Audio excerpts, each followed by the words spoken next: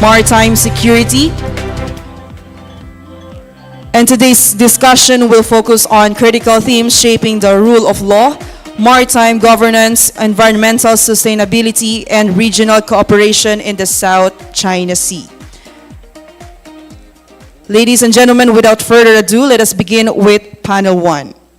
Our first panel dives into the legal foundation behind maritime claims in the South China Sea through the lens of UNCLOS, the United Nations Convention on the Law of the Sea. It will explore how the Philippines, Malaysia, Vietnam, Brunei, and Indonesia interpret and utilize UNCLOS in asserting their maritime rights. Moderating this discussion is Mr. Richard Haydarian, Senior Lecturer in International Studies at the University of the Philippines. Joining him are our distinguished panelists, Attorney Fretty Ganchon, Maritime Expert and Senior State Counsel, Philippines, Mr. Muhammad Taufan, Lawyer, Ministry of Foreign Affairs, Indonesia, Dr. Thailan Wang Nguyen, Director, East Sea Institute Diplomatic Academy of Vietnam, and Mr. Hamza bin Ishaq, Deputy Director, General National Security Council, Malaysia. We would like to remind our guest panelists to please proceed on stage as we are about to begin our session. Let's give them a round of applause.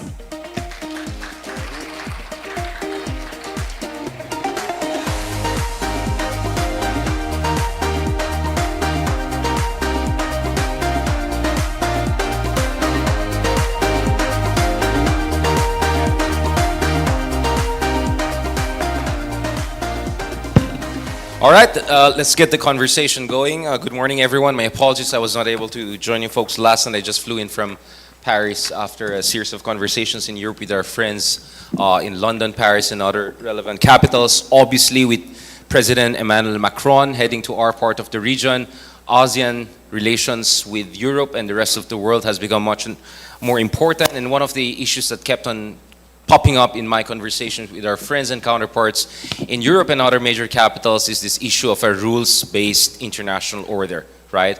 And that would be very much at the center of our discussion this day.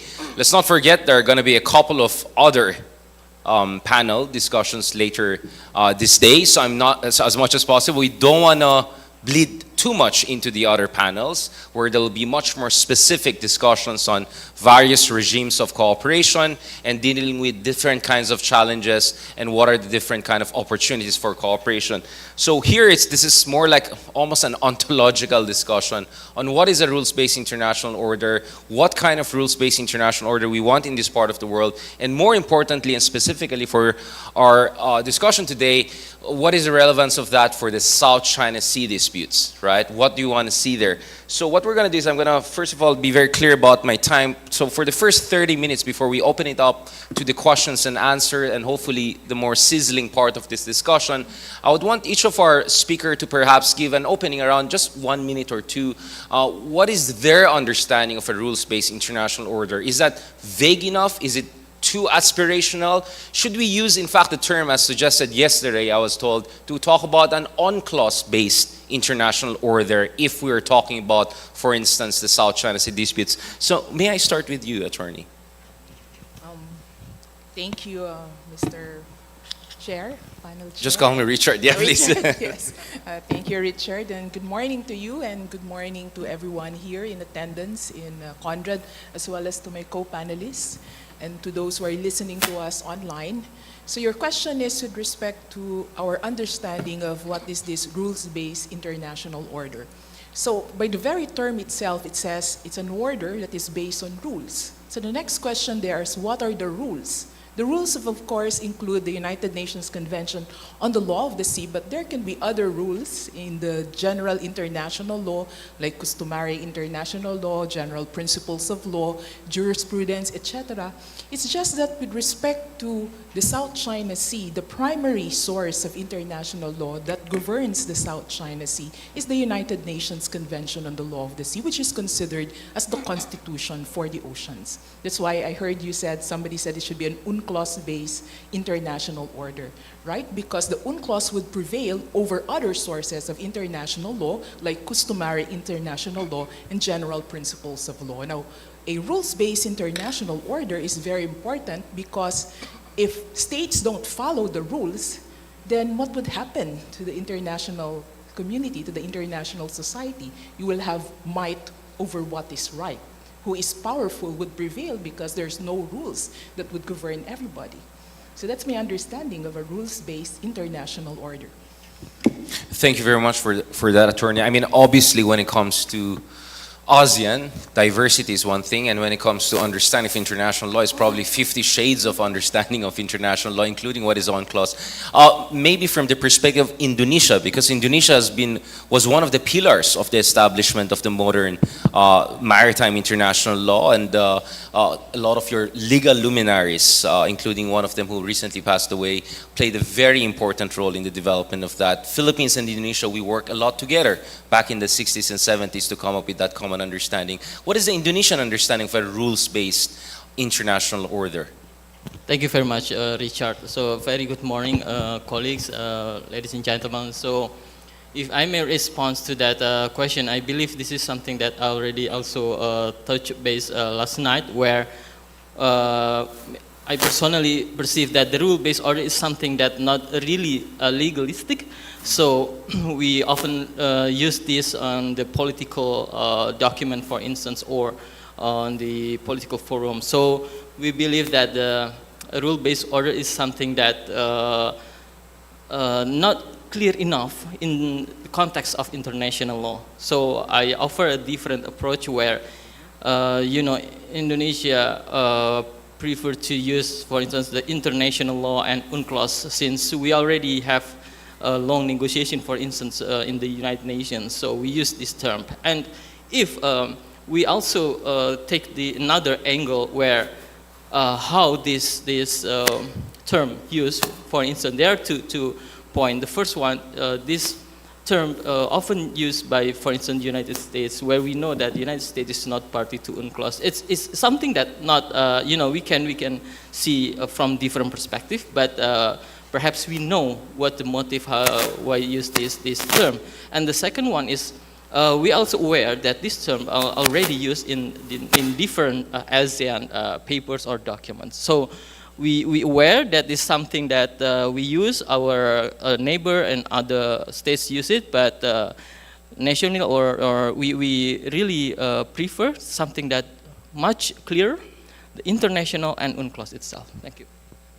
Thank you for that. I mean, obviously, we'll have more questions in terms of your country-specific consideration, because Indonesia is one of the, if not the biggest archipelagic nation. So obviously, this is something very important. I think, just to be clear on the case of the United States, I think they have signed it, but it's the Senate which has not ratified it. But the U.S. Navy follows UNCLOS as a matter of customary international law. So there's a little bit of a nuance there that usually gets lost, or some of our friends want to weaponize those nuances that are lost in discussions. But thank you for mentioning that. Dr. Nguyen, from the perspective of Vietnam, I mean, how do you see this? The reason for us, at least Filipinos, Vietnam's position has also been of poignant importance is because I remember when the Philippines filed the arbitration case, something that we'll discuss more later on, Vietnam was arguably the only country that was more vocal about its position on this.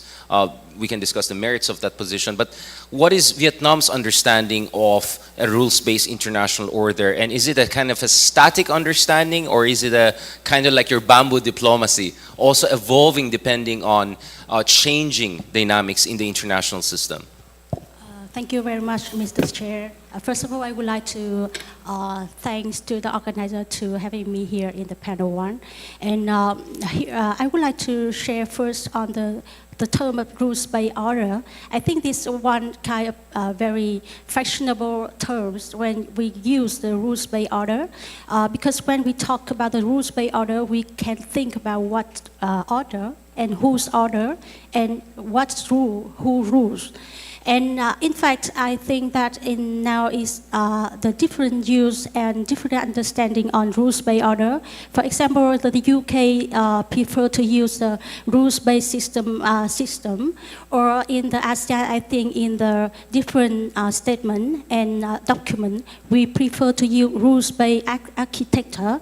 And back to the question, I think that if we look to specifically to the maritime domain, here is UNCLOS, and in the UNCLOS we use legal order at sea. So I think here the first who rules. I think the basics here we can base on the international community. Here we base in the United Nations chapter, because this year celebrates 80 years of the United Nations. And for the UNCLOS, we have the UNCLOS, and the other regulation like IMO or ICAO is very important to regulating all matter at sea. And who rules, and which through I would like to say that here we have a set of very important fundamental principle of international law. So that's why I think we can look very broadly. Perspective is legal order at sea based on the international law, including the UNCLOS.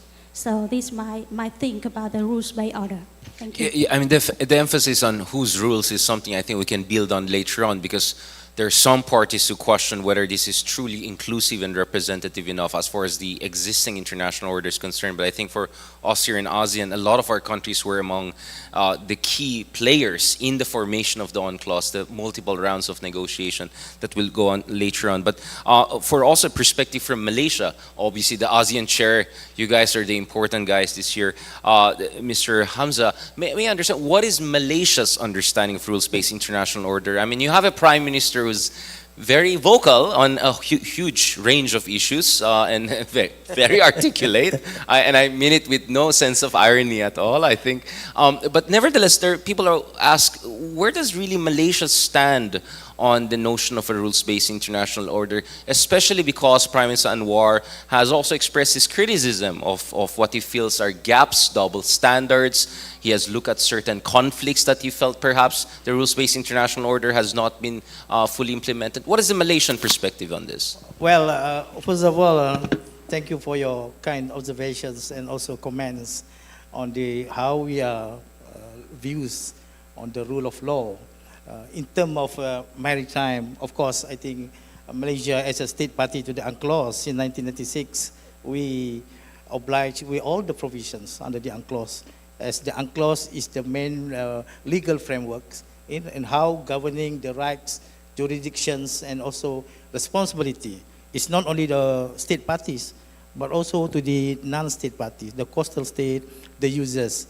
And of course, I think in the case of South China Sea, because we are talking about South China Sea, the most important thing, like I mentioned yesterday, we must have a clear demarcation line first, because that gives you entitlement for the national jurisdictions, what activities you can do it, and what other people can do in your maritime zone. So Malaysia is a maritime nation. Whatever our claims, our activities must be in accordance with UNCLOS. And of course, if there is a dispute, we're going to resolve bilaterally or even to the third parties. So this is where I think all the ASEAN members are state party to the UNCLOS, and we have to work together to make sure that this region, the stability and peace in accordance with law. Yeah, that's my first response. Thank you. That's a perfect segue to really go into the meat of the discussion. So now we're done with the Socratic ontological part. Let's go to the operational side. Attorney Freddy, going back to the case of the Philippines, why is our understanding of rules-based order so tethered to the notion of UNCLOS, and how much is that related to the arbitration case in 2016? Because if you look at the arbitration case in 2016, it is supposed to be universally accepted in terms of its jurisdiction, but in terms of the political and diplomatic statement and position of different countries, some would say even in our region, there's some sort of diversity. From the Philippine perspective though, how important is the UNCLOS? How important in particular was the arbitration case? And how is this central, in your opinion, to preserving a rules-based order in this part of the world?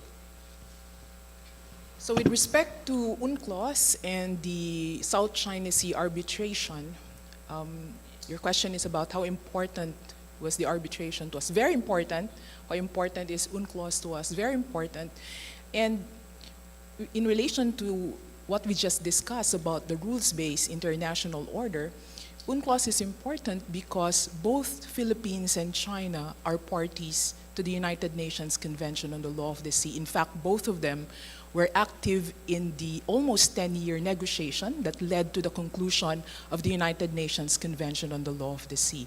And so, one of the fundamental principles in international law is pacta sunt servanda, which is a Latin phrase that literally means agreements must be kept.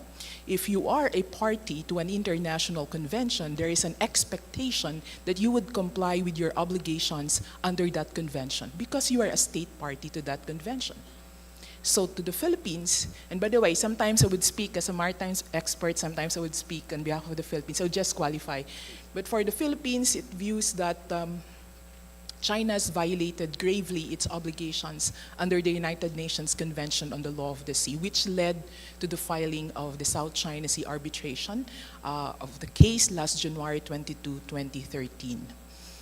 And this arbitral award is an authoritative interpretation of the pertinent provisions of the United Nations Convention on the Law of the Sea, including the explanation of the tribunal on its jurisdiction, why it has jurisdiction over the case, and that China has already given its advance consent to arbitration just by being a party to UNCLOS, and it's also an authoritative ruling on the invalidity of the 9-dash line.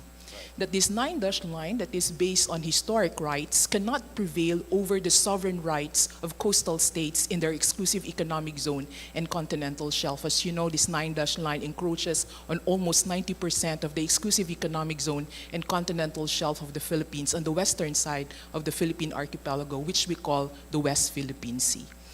And so it's very important to us, and there's also a very authoritative ruling on the interpretation of Article 121 of UNCLOS on what are considered islands, rocks, and low tide elevations, because as you know, it's the finding of the tribunal that the features of the Spratly Islands, none of them can be legally considered as islands under UNCLOS, and the significance of that, these islands cannot generate an exclusive economic zone that would overlap with the exclusive economic zone of the Philippines measured from our archipelagic baselines along Palawan. So there's really no overlapping exclusive economic zones and continental shelves between China and the Philippines in the West Philippine Sea. And also with respect to other states that occupy some of the features of the Spratly Islands, because you know, our exclusive economic zone is a unique one. You cannot see a similar exclusive economic zone around the world because it's the only exclusive economic zone that is studded with features, and some of those features are occupied by foreign power. Definitely, we're going to discuss the more operational, recommendations shortly. But Dr. Tufan, from the Indonesian perspective, I mean, historically, Indonesia projects neutrality on the South China Sea dispute, but our observation is since 2014, at least. This is already during the first Jokowi administration. You have this kind of statements coming from Indonesia of concerns. Yes, Indonesia perhaps from the Philippine perspective did not make the kind of, some would say, robust statement when the arbitration case came out. Nevertheless, in light of the so-called North Natuna Sea disputes, it looks like mentioning of the UNCLOS and sometimes even the arbitration case has become much more frequent than not in the public statements of Indonesia. But nevertheless, much of our available empirical observation was the Jokowi administration. So to be honest, as far as the Prabowo administration is concerned, we're still trying to figure out. So I want to understand, first of all, what is Indonesia's understanding of UNCLOS relevance to the South China Sea disputes, and has there been more continuity or potential change and divergence from the two Jokowi administration heading into the Prabowo administration. The reason also I say this is because this is familiar to us in the case of the Philippines. We had another president back in 2016 who had very interesting takes, I would say variegated takes on international law. President Prabowo was in Beijing last year, and during his meeting in Beijing, there was a mention about joint development with China, which was interpreted by some quarters as potentially acceptance of China's understanding of its rights or historical rights in the area. I understand you in the foreign ministry did a very good job of clarifying things. Again, this is very familiar to us in the Philippines. But for the purpose of those who have been confused by the headlines in international news, what is really the score here as far as Indonesia's understanding of UNCLOS in the context of the South China Sea is concerned? And how is that also relevant in the context of the North Natuna Sea issue? Thank you so much. It seems that several things that I can perhaps respond it. So, like the first one, my quick comment on because previously we discussed about the 2016 arbitration and then the UNCLOS itself in the region. So basically, we believe that the 2016 arbitration on the South China Sea is binding to the party or on that case. But we find this is extremely useful and valuable for states in general, how it also possesses the significant legal weight. And then the second one on the role of the UNCLOS itself, you know, Indonesia is one of the promoters of UNCLOS itself together with other countries in the ASEAN, Philippines, Malaysia, Vietnam, Singapore, of course, Thailand and others. And we not only reiterated in bilateral, regional, and multilateral forum, but we implement it and practice it. Of course, last night also we touched base that in implemented there is different approach, different interpretation is something that common. Our task is now how to have a negotiation or dialogue in settling that differences. And regarding the Natuna Sea itself, the South China Sea and the Natuna Sea is something that really connected, and I believe the government is very clear.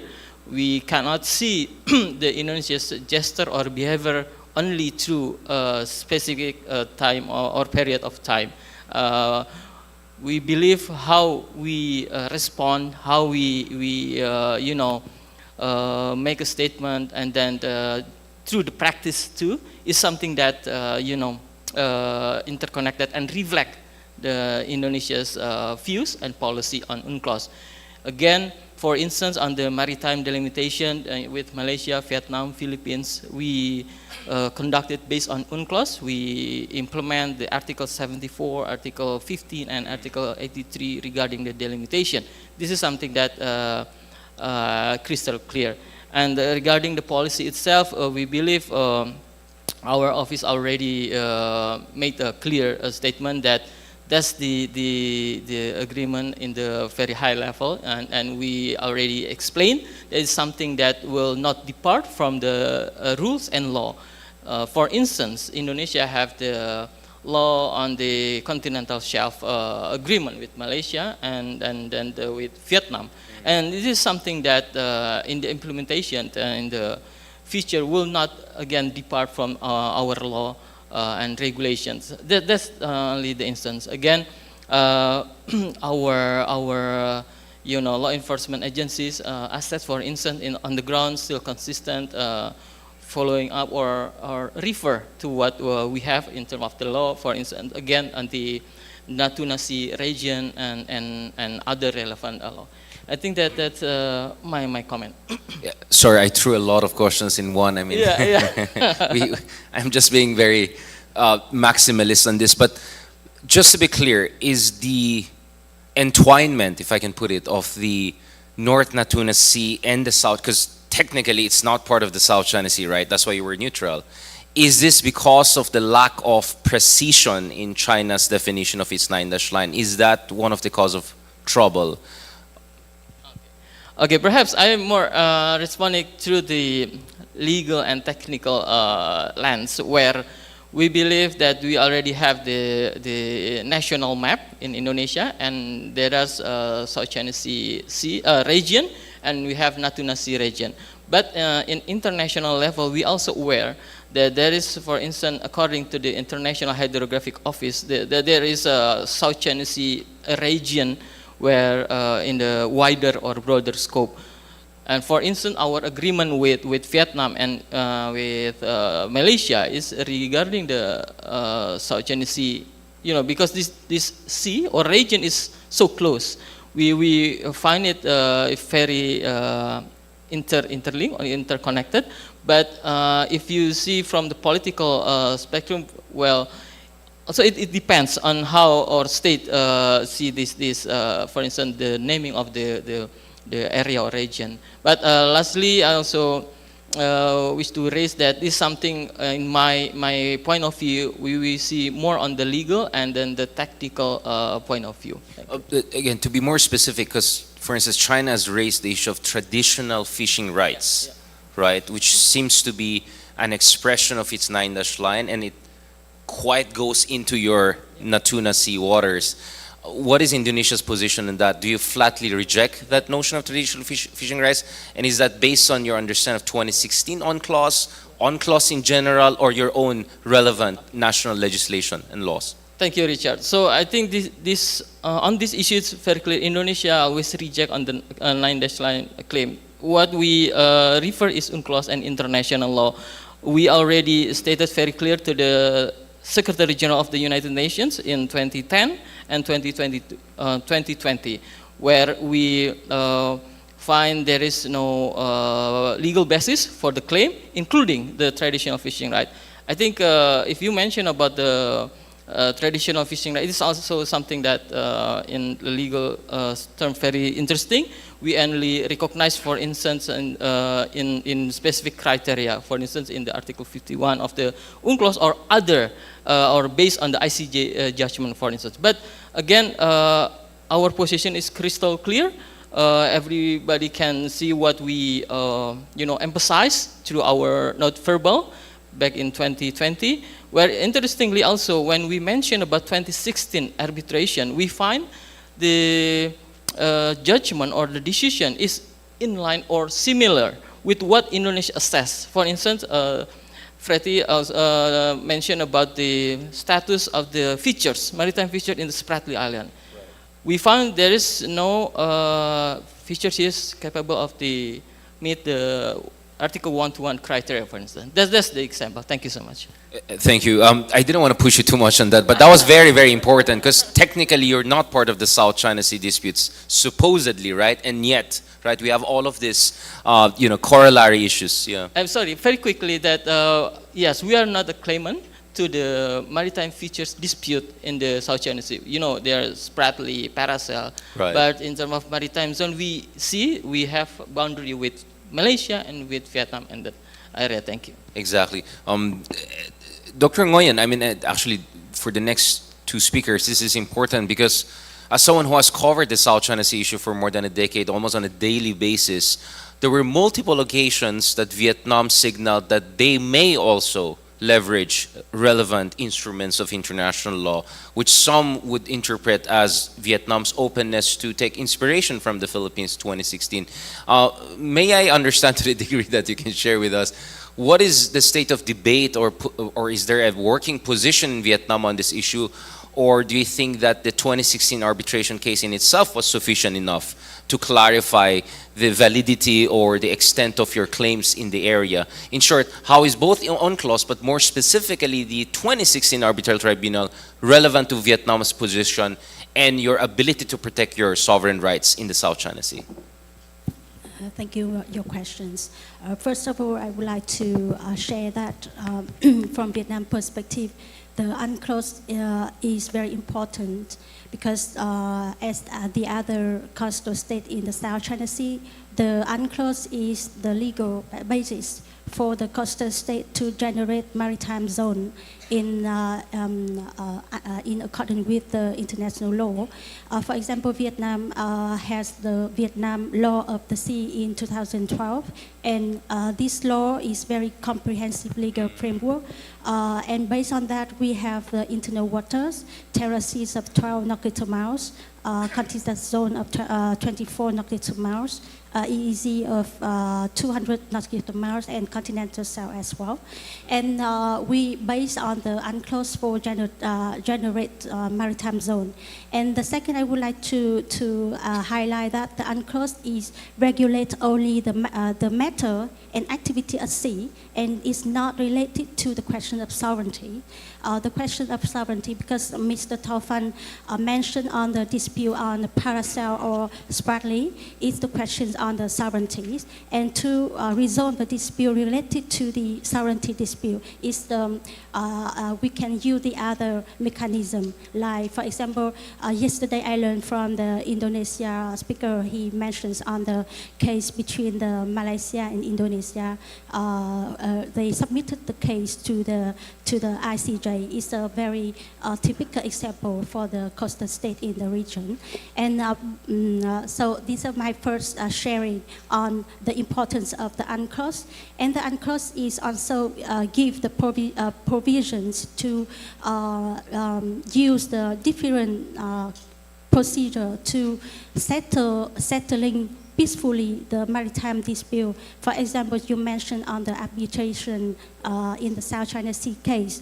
From my perspective, I think this is very important case. First, because it's the for arbitration between the South China Sea claimant, it make the legal landscape in the South China Sea is more clearer, because first the ruling give the principle to generate the maritime zone. For example, they give the clarifying of Article 121, Article 3. So we can understand for the high tide feature in the South China Sea, especially in the Spratly, only generate the territorial sea. From the high tide in the Spratly, they cannot generate EEZ or continental shelf. I think it's very important point. Second, in the arbitral ruling, they mention also the historical rights. And if the coastal state become the member state, the UNCLOS will supersede the historical right claims. So I think it's also the important contribution of the South China Sea case.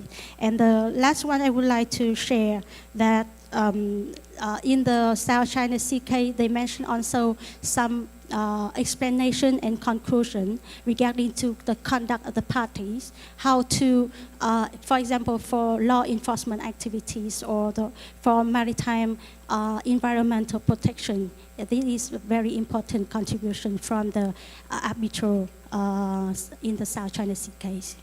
Thank you very much.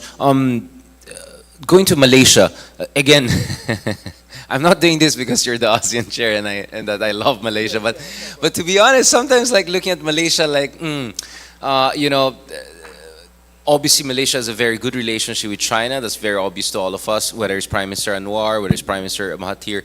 At the same time, I remember very well in 2019, I was in Hainan when the Shandong was launched. Suddenly, our Chinese friends were asking me, what is this all about? This is when you filed the extended continental shelf.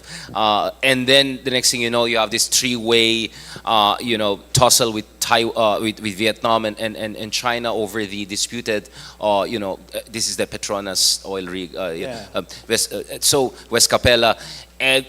And then now, of course, you also have this positioning from Malaysia that, you know, let's not be xenophobic, let's not overemphasize or exaggerate. Basically, the argument I tend to hear more from Malaysia nowadays is that the situation is generally stable, right? And there's no need for external interference. I hope you sympathize with where I'm coming from. So for just some of us who are a bit confused with this many shades of positioning, is this the Malaysian way of coping with this challenge? Because I don't think you're also having any shortcoming in protecting your interest, whether it's energy exploration, protecting your position on the ground. I think Malaysia is doing a very good job from my perspective. But just for the purpose of our audience, what is really Malaysia's position on the South China So you and the are- 9-dash line issue? So Yeah. you are asking about what are the secret recipes, isn't it? So secret after Yeah, all. right. So, first of all, thank you for your very provocative questions on how Malaysia deal the issues of South China Sea, especially with the China, with the non-user state. On the diplomatic fronts, our policy is quite simple. We friends to many, we enemy to none. So we friends to all the countries have a dispute in South China Sea, and also to the non-users, even with United States. And of course, we uphold the law of the sea conventions. And in terms of our claiming in the South China Sea, we have a Malaysian new map in 1979 maps. We claim within our 200 nautical mile, based on the base point and baseline. And of course, I think we have submitted a joint extended continental shelf with Vietnamese. Then we submit our baseline also with United Nations to give more transparency because South China Sea, the most affected is state of Sabah and the state of Sarawak because South China Sea is the lifeline for our economy, for oil and gas activities, our fishermen. So when we have engagement with all the parties, we have to uphold with the law of the sea. We knew our capability. Of course, with China, CCG, they are there every day because of the concept of freedom of navigation. It's not only China. There are other naval vessels around the globe because South China Sea now is the theater to interest. So we have to manage everybody. We have to manage conflicts. So far, I think because of our diplomacy, we manage to avoid a conflict at sea. But I think that if we have more engagement with all the users, there will be a positive way to have a SOP or rules of procedure to make sure that who's at the ground, whether it's CCG, Coast Guard, there will be respect one and another. So I think it's not secret anymore. That is our policy. Thank you. Absolutely. I mean, this sounds very familiar to us. This, friends to all, enemy to none. Although I suggested that for our Department of Tourism because I felt that's more appropriate. Going back to the Philippines, this is the last part before we open up the question and answer. Because I want to understand what are the operational and feasible mechanisms we can look at in terms of cooperation, but also dealing with countries who act like enemies sometimes. I mean, you want to be the friends with everyone, but you cannot be friends with people who act like enemies, right? So what are the mechanisms, maybe intra-regional and extra-regional or minilateral, rather, that we can develop in order to jointly preserve not only a rules-based, but also an UNCLOS-based international order. And next year, Philippines is going to be the ASEAN chair, so I think our position on the international stage is going to be much more prominent. What do you think, Attorney, on that front? Yes, I think you're asking about what are the ways that this I mean, coastal does states- code of conduct make sense? Should we go for a different version of code of conduct? Should we have an intra-regional code of conduct? Just to get it out, because the code of conduct we didn't mention so far yet. Yeah, all right. So first, before I talk about the code of conduct, the South China Sea is considered as a semi-enclosed sea because it's surrounded by several coastal states. It lies south of China, west of the Philippines, east of Vietnam, and north of Brunei, Malaysia, Indonesia, and Singapore.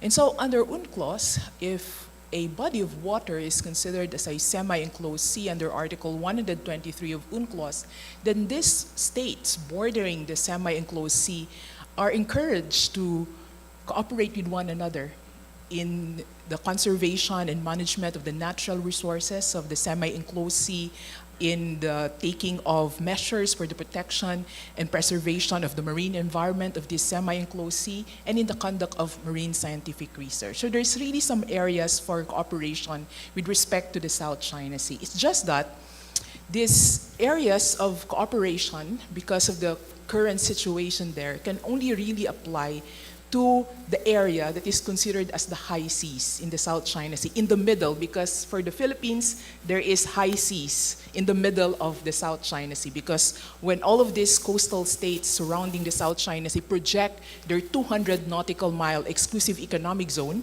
there would be an area in the middle which we call the donut hole that represents the high seas. Right? So everybody can fish there, etc. So for all of these states, they can cooperate with respect to that area. It's just that with respect to the West Philippine Sea, right, under UNCLOS, we consider that we have exclusive rights to all of the natural resources in the West Philippine Sea, that we have the exclusive jurisdiction with respect to the conduct of marine scientific research and with respect to the taking of measures to protect and preserve the marine environment. So in those areas, we need to balance how to cooperate so that we don't also impair our sovereign rights over that particular area. Now, with respect to the Code of Conduct, it's a mechanism for states to cooperate with one another. And of course, the contents of the Code of Conduct is not publicly available. They're trying very hard, I understand, in order to come up with a good Code of Conduct. And the Code of Conduct, in my understanding, is not meant to resolve any disputes. It's just meant to manage the area, right? But this can help, the Code of Conduct can help, but the danger there with respect to the Code of Conduct is it should not have provisions that would supervene the provisions of the United Nations Convention on the Law of the Sea. Okay, Because this is important, right? Because yes, people keep on saying we need a legally binding code of conduct. And I always say, be careful what you wish for, because if the legally binding version is in contravention of international law and UNCLOS, that's even worse than not having COC. Because the UNCLOS is considered as the highest instrument, the Constitution for the oceans, and so therefore your instrument, this Code of Conduct, must be consistent with UNCLOS. It cannot be higher than UNCLOS. It cannot supervene UNCLOS, supersede UNCLOS. It cannot have rules there that would, for example, impair the arbitral award or impair the right of the Philippines to have resort to the dispute settlement mechanisms under UNCLOS. So that's my view on COC and mechanisms for cooperation. Before we go to our other guests, because they already have pre-existing mechanisms where I'm talking about the limitation between Malaysia and Vietnam, and should the Philippines move forward? I think we have a version with Indonesia towards the south, but speaking of the South China Sea, should we have a similar thing? I think we have already discussions, working group discussions with Vietnam, right? Should we go towards a kind of an Indonesia-Vietnam style of maritime delimitation mechanisms in the South China Sea? I'm sorry. Yeah. With respect to delimitation, we do have an existing delimitation treaty with Indonesia with respect to our exclusive economic zones, not in the West Philippine Sea, but in the Celebes Sea. So there is a delimitation, there's a treaty on the boundary of our EEZ in the Celebes Sea. So delimitation is something that can be done, but only with respect to maritime zones that validly overlap with one another under UNCLOS. In the South China Sea, because if you remember, Richard, they mentioned about their extended continental shelves, right?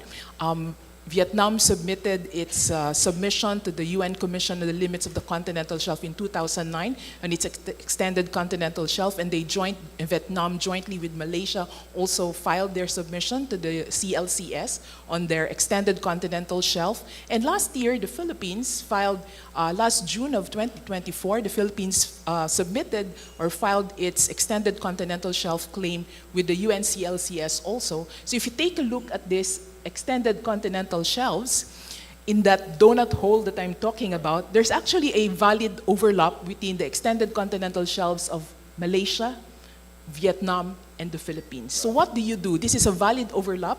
So what do you do? Under Article 83 of UNCLOS, it requires that states should talk to one another in order to delimit their overlapping extended continental shelves. Based on the rules of the Commission on the Limits of the Continental Shelf, the CLCS, it usually does not take cognizance of a submission where it overlaps with the submission of other states, because it places premium on negotiations and on delimitation talks among those concerned states. So under article, that would refer us to Article 83, which provides that states should talk to one another for the delimitation of their overlapping extended continental shelves. And in the meantime, if they cannot if the negotiations are still ongoing, they can enter into provisional arrangements of a practical nature to manage the area. And if still they cannot agree on a delimitation agreement, then they can have resort to the different dispute settlement procedures. Conciliation Commission, even? I mean, that Well, would be a bit... there's several there under UNCLOS, arbitration, conciliation, it can be judicial settlement through ITLOS or the ICJ. So that's Right. something, that's also another mechanism. Thank you very much. I mean, obviously, we can go on hours about this issue, but we're just giving a flavor of what to look forward for the rest of the day while you're sipping your coffee. And let's talk about Indonesia again. You know, a few years ago, Bakamla came with this idea of joint Coast Guard activities among relevant nations. I think that was a fantastic idea. Indonesia and a number of your top generals have been pushing for regularized joint military drills among ASEAN countries. You had someone is not happy with what I'm saying. But you know, Indonesia has been pushing on that front. But obviously the other important one from a legal standpoint is your maritime delimitation regime or agreement with our friends in Vietnam. How helpful do you think that is for the rest of the region, in spite of the fact that you're technically not a claimant to the South China Sea, and perhaps the other, you know, versions will have their own nuances and complications? Okay, so how significant our you know, practice or agreement on delimitation? I would say this is something one of the ultimate goals based on international law or UNCLOS. International law, you know, aim to the order, aim to the clarity, and through delimitation and agreement, we have a very clear boundary with our neighboring states. With that, we cherish our bilateral relationship, we embrace our cooperation, and we, you know, cooperate extensively rather than before.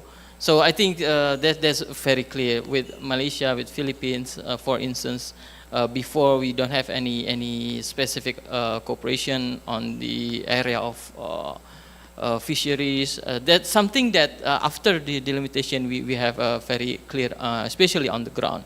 And if I may comment and continue the discussion on the cooperation, because we have some views on this where we believe the existing and ongoing mechanisms, for instance, or process, including the COC, somehow in diplomacy, it's something that, you know, perhaps looks nothing special, but there is no other option, no other way, unless to continue and to make a concrete progress. You know, through this dialogue or conference, you know, we sometimes tend to really seek something different, something new, or let's even instant, you know, achievement. But like or not, in diplomacy, sometimes it's something that really needs sometimes, you know, the long process. But of course, we also very open and welcome with the, for instance, a new initiative or breakthrough, not only even in the ASEAN, but also which involve other or wider actors. For instance, I will mention specifically on the initiative of ASEAN Outlook on the Indo-Pacific. I believe this is also offer a new approach how to, we have the same goals to maintain stability and peace, but we really need to find something new or breakthrough. That's why we come up, for instance, with the ASEAN Outlook on the Indo-Pacific. I imagine that we come up with different angle how to address, to ensure, make sure this stability. Again, we already know that in the international relation, in diplomacy, peace and stability is something that we cannot take in for granted. We clearly cannot see this, what is peace and what stability, but only through, you know, serious efforts, through ASEAN, through this kind of cooperation, we really can maintain this. Lastly, I want also to add another, I believe, potential breakthrough channel or avenue. This is ASEAN Maritime Outlook. This is a very early, I believe, 2 years ago, but this is very potential how we use these modalities to be more expanded. Thank you. Thank you for that. Dr. Nguyen, from Vietnam's perspective, I understand Philippines and Vietnam, we have been in several rounds of conversations, technical working groups, potentially we're looking at maritime delimitation. But aside from that, what is your understanding of ASEAN centrality? Is that more aspirational? How do we effectuate that? Because I think if there's one thing that Vietnam has been consistent about is this non-alignment, right? Making sure that ASEAN preserves its strategic autonomy, and because that is central to your own national security doctrine, the Four No's doctrine. So what is your take on this? How do we preserve ASEAN centrality, and how important are these maritime delimitation regimes in creating the foundations for a more UNCLOS-based order in this part of the world? Thank you for your question. First of all, I would like to share my thoughts. I think that ASEAN centrality is very important, and I learned yesterday in the keynote speech. The keynote speaker mentioned a lot on the ASEAN centrality, and I think it's also the point by consensus by the other ASEAN state members. And I think it should be distinguished between maritime delimitation and ASEAN centrality in this question. To resolve the disagreement, it should I think we have to make clear the nature of the disagreement and the dispute. For the question of the bilateral disagreement, I think it should be resolved by the bilateral level. For example, the other panel mentions on the delimitation between Vietnam and Indonesia. At the question of the maritime delimitation at the continental shelf, we reached the agreement in 2003, and we completed maritime delimitation in the EEZ in 2022. And for the other country, for example, Vietnam is signed. I think it's one of the countries signed the most the maritime delimitation with neighbor countries. For example, with China, in the Gulf of Tonkin, we signed maritime delimitation in the Gulf of Tonkin, and we signed the maritime delimitation with Thailand in the Gulf of Thailand. So I think these are bilateral questions, and the country should use the bilateral mechanism to resolve this kind. But we can think with broadly perspective for the question of the multilateral nature, because you mentioned the South China Sea is the shared by the other coastal states, and I think for the multilateral question, we should bring to maybe the ASEAN-led mechanism like COC is one kind of one option to dispute management, and we have also the ARF. EAS for the question related to the South China Sea stability or prosperity is also the mechanism.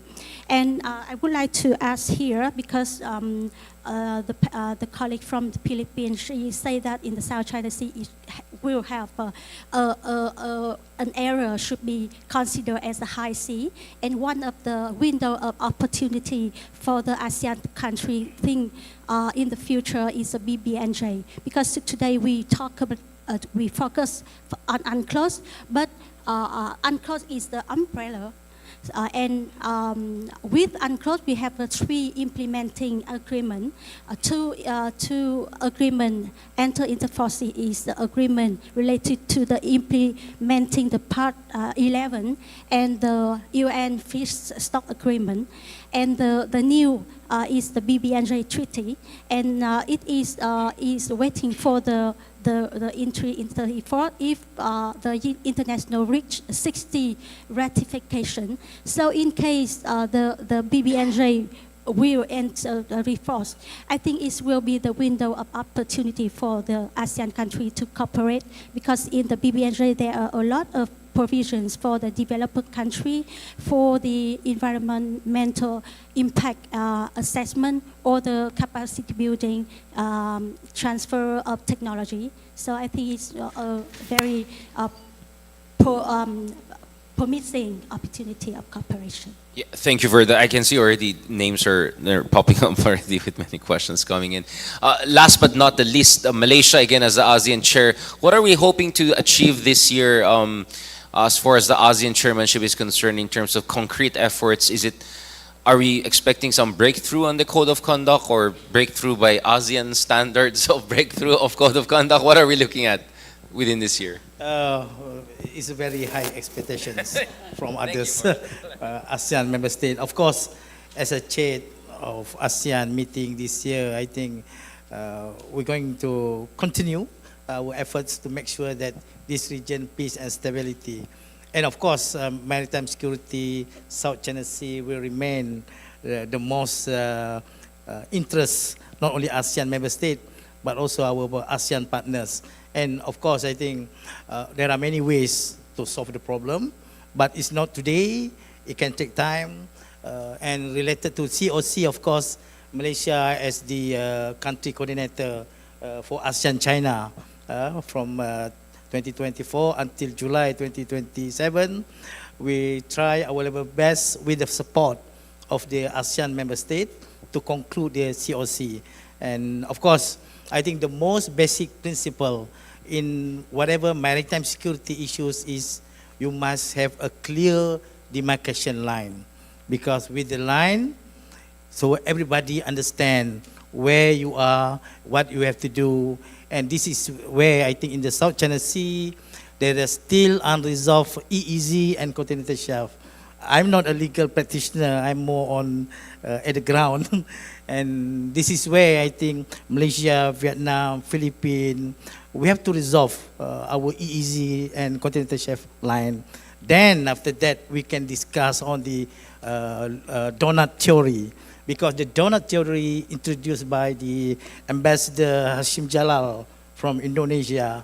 And of course, once we have a clear demarcations, then it's easier for all the maritime security, maritime safety, marine scientific research, whatever activities at sea.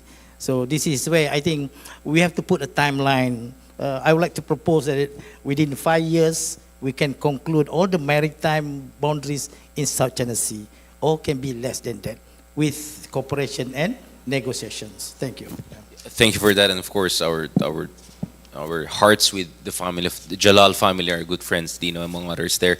Well, I mean, speaking of patience, obviously, maybe climate change will solve all our problems in the next 10, 20 years at the rate we're going. So we have a lot of questions. I'll try to cover as much as possible. I saw at least 3 or 4 popping up right away. So can we get 4 questions first? We go by batches. Please keep it as short as possible.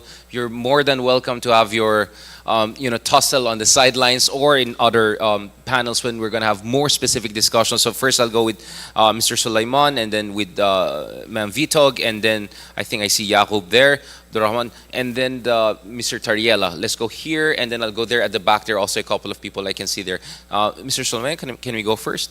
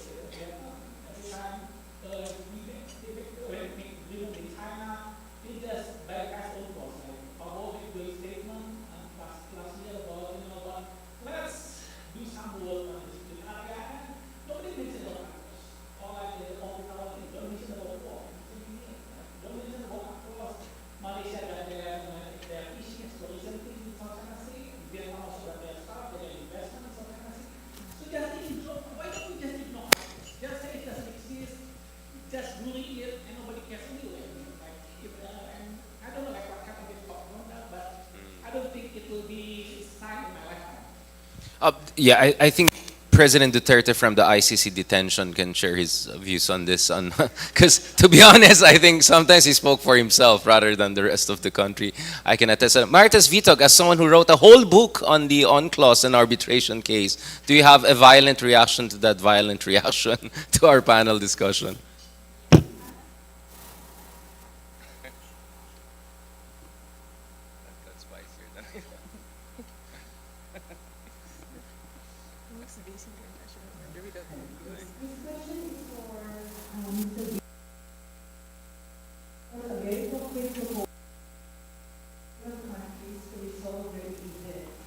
Within 5 years.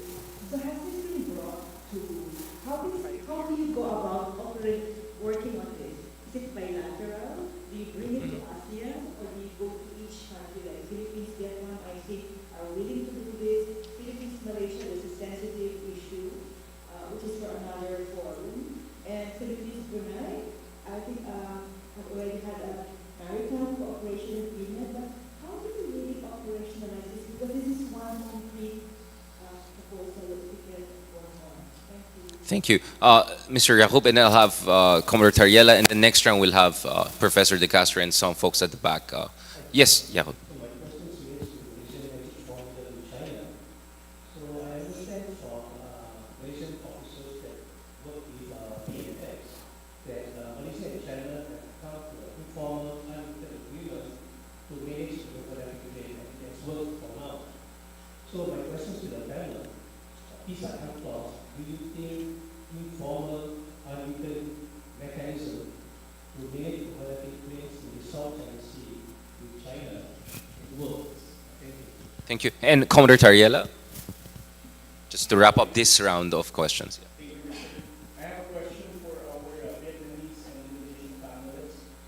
This is in relation to the statement of our Malaysian speaker, noting that incursion of the Chinese Coast Guard within the remote exclusive economic zone, in particular in the Brunei shoal, is a recognition of freedom of navigation. So I would like to ask our Indonesian and Vietnamese speaker whether do you also recognize this as for China exercising freedom of navigation, considering the China Coast Guard also encroached the exclusive economic zone of Vietnam and also enters the Brunei and ASEAN Way. Secondly, I would also like to relate this question as to how your government see the U.S. freedom of navigation control. Is it something that is escalatory and aggressive, or again, in relating anchored to the same statement of the relation, U.S. is exercising a freedom of navigation? Maybe we can go from the reverse order. Mr. Binishak, can we start with you? Because Thank you you. know you seem to be a crowd Yeah, favorite. There are many questions on the Malaysia's views on the South China Sea. The first one is then on the UNCLOS. Of course, there are many proposals, many ideas to solve a problem, but we believe that UNCLOS is still the relevant legal framework, whether it's a bilateral meeting or multilaterals. So in the negotiation on boundaries, I think both parties, like Malaysia and Indonesia, we are using legal and technical aspect of the UNCLOS. At the end, if we deadlock, will be a political solution. So political solutions beyond UNCLOS. But at the early stage, we need to use UNCLOS as a framework, because we are living in the same planet. We're not living in the jungle that people who are strong can do whatever they do. So we believe that UNCLOS remain relevant in dispute on the rights and responsibility. So I think ASEAN, we will continue to use UNCLOS as our framework in negotiation or whatsoever. The second one is on my proposal. It just came last night because on the bilateral agreement, of course, in South China Sea, we have EEZ with Indonesia still unresolved, with Vietnam, continental shelf and EEZ, and of course with Philippines, continental shelf and EEZ. So the best way is to have a bilateral meeting first. But we need to conclude all, not a certain segment. Once we conclude all the maritime boundaries, EEZ, continental shelf in the south of China Sea, then we can see the high seas. Where is the high seas? Because high seas is beyond than 200 nautical mile. And of course, our stand is that we are using single maritime boundaries. Because EEZ, continental shelf, they are referring to the same baseline and base point. What are unique in ASEAN, because we have archipelagic state, we have Indonesia and Philippine archipelagic state, we have coastal state that are using not normal baseline, straight baseline, like Malaysia, Thailand, Vietnamese, we are using a straight baseline. And of course, when we are negotiate, we have to take into consideration equitable solutions. Now it is going to have more jargon on, on the law of the sea. So on the third questions is the, what is this? Because there's too many questions on Malaysia. Perhaps Should we fire the lawyers? I mean, like, Yeah. I mean, let the lawyers give the feedback. yeah, on we can the- skip that. Yeah. Thank you. I'll answer only two first. Then I'll go back. Okay, thank you. Definitely. For our director for international law from Vietnam, do you think we should fire lawyers and forget about UNCLOS? Is that the way forward? Thank you for giving me a job. So I will first. I thank you for the questions and follow up the proposal by Mr. Hamza. You give the deadline of 5 years for earlier. This is only my own perspective. I think in practice, sometimes it is a challenging job because we are not negotiators and we do not understanding what is going on the table. And yesterday, a colleague from the Indonesia, they give the example between the Vietnam and Indonesia. And it took 20 years for the maritime delimitation in EEZ, in continental shelf. And it took a long time for Vietnam and Indonesia to reach agreement to complete the maritime delimitation in the EEZ 2 years ago. So I think the timeline is depend on the table. This is my short comment. And I received two questions. One question from Mr. J. Yes, and regarding to the question of freedom of navigation and overflight, I think the UNCLOS, as I highlighted before, is the constitutions for all the country to take the action at sea. And regarding to the freedom of navigation, the coastal state shall respect the freedom of navigation and of the flight.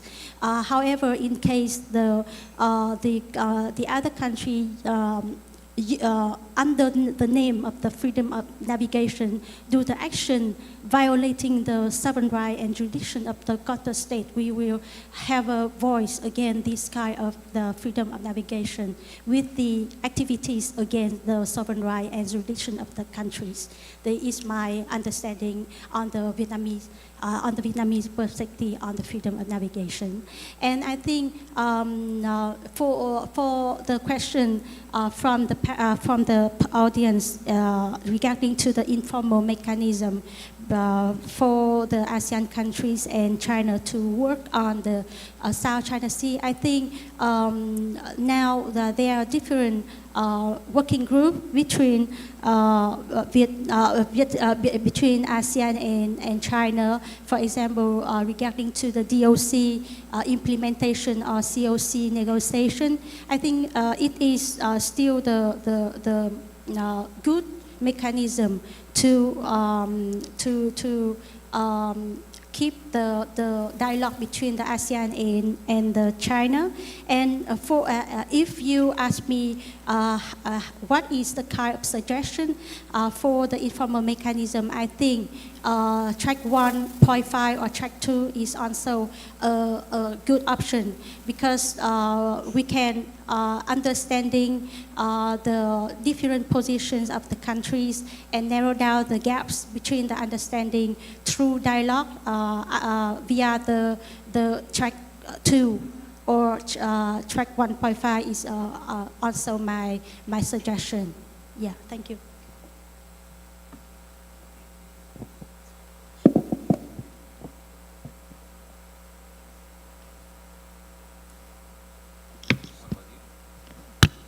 Do you think that lawyers should be fired or something? I was expecting you guys to make a defensive response. Yeah. And the importance of the U.S. freedom of navigation. How important it is for external actors, quote unquote, to play that role, considering, let's be honest, the extreme asymmetry of conventional power in this part of the world. Let's just be honest. Okay, thank you, Richard. It's not advisable to do away with UNCLOS, right? I mean, our Malaysian panelists said there are many ways to manage a problem, and of course one of those ways is to talk to one another, negotiate with one another. But when you talk to one another, there should be some ground rules, right? I mean, first you need to know, is there really a valid overlap? For you to determine if there is a valid overlap, you would need UNCLOS for that. Because, for example, with respect to the question of, I think there's one question on delimitation with respect to, in relation to China. China's 9-9 overlaps with almost or encroaches on the maritime zones of coastal states surrounding the South China Sea. But that overlap is not a valid overlap. You don't do delimitation agreement with a country whose claim is not consistent with UNCLOS. So you need, before you negotiate, you need some ground rules, and the ground rules you can find in the United Nations Convention on the Law of the Sea. With respect to the freedom of navigation operations of the US, this freedom of the high seas applies not just to the high seas in the middle of the South China Sea, but it also applies to the exclusive economic zone, because the exclusive economic zone is a sui generis zone. Although all of the resources there belong to the coastal state, the vessels of other states actually have freedom of navigation because the waters of the EEZ are considered as international waters. Although some of the warships, US warships, went within 12 nautical miles of some of this, some would say artificial features, which have no business being there, right? There's also that dimension. Yeah, with respect to Mischief Reef, for example, which is called Panganiban Reef locally, that's a low tide elevation within about 125 nautical miles from the archipelagic baselines of the Philippines. So the waters of the Mischief Reef form part of the EEZ of the Philippines, and the submerged land area forms part of the continental shelf of the Philippines. So if the US passes through Mischief Reef, that's freedom of navigation in the exclusive economic zone of the Philippines with respect to its passage within 12 nautical miles of any of the high tide features there, because high tide features there are defined as rocks. Under UNCLOS, they have a 12 nautical mile territorial sea. If it passes through within 12 nautical mile, that's still in accordance with UNCLOS and in international law called the right of innocent passage. So the right of innocent passage applies to vessels of all states. It does not distinguish between warships and commercial vessels. So that's still consistent with UNCLOS. And the Indonesian perspective? Okay, thank you. I think I also would like to respond to several questions raised by the floor. For instance, first about the UNCLOS itself, where just want to add that I think other speakers already discussed it very clearly, that it seems UNCLOS is the fact, and you know, this is the idea how we uphold and respect the consensus, the agreement where hundreds of countries already, you know, negotiated for a very long time. But I also share your view in the sense where UNCLOS is nothing where we not implement it effectively. You know, we know that we already have UNCLOS, but still the situation, especially on the ground, is not ideal, even far from ideal. Can we imagine that if we don't have UNCLOS, what will happen? I can imagine I believe this will be worse. But that's only the entrance. The idea is the more important is how we implement it. Of course, in implementing it, we still have the different interpretation or approach. But still, again, this is something that our common shared homework that we need to find out and work on the ground. And then I also like to respond one more thing with respect to the case of the incursion or the incident or situation on the ground. I will not you know, speak on very specific case or specific location as mentioned, for instance, in the Scarborough Shoal or other area, but I will, you know, direct to the case where our region, Indonesia, in the Natuna Sea again, where We share boundary with Vietnam and Malaysia. We also face, perhaps not exactly the same, but situation where vessel from other countries, whether neighbor or other external actor came, and then we know that the UNCLOS applies there, where we have freedom of navigation because this is the EZ or continental shelf, and then what they do there, we closely monitor. We have our high rank official from Bakamla here, where on daily basis they are on the ground with also Navy and other agencies. We really see what they do there, whether it's also consistent with international law or not. And of course, there is a clear response if there is an incident, not only to one country, but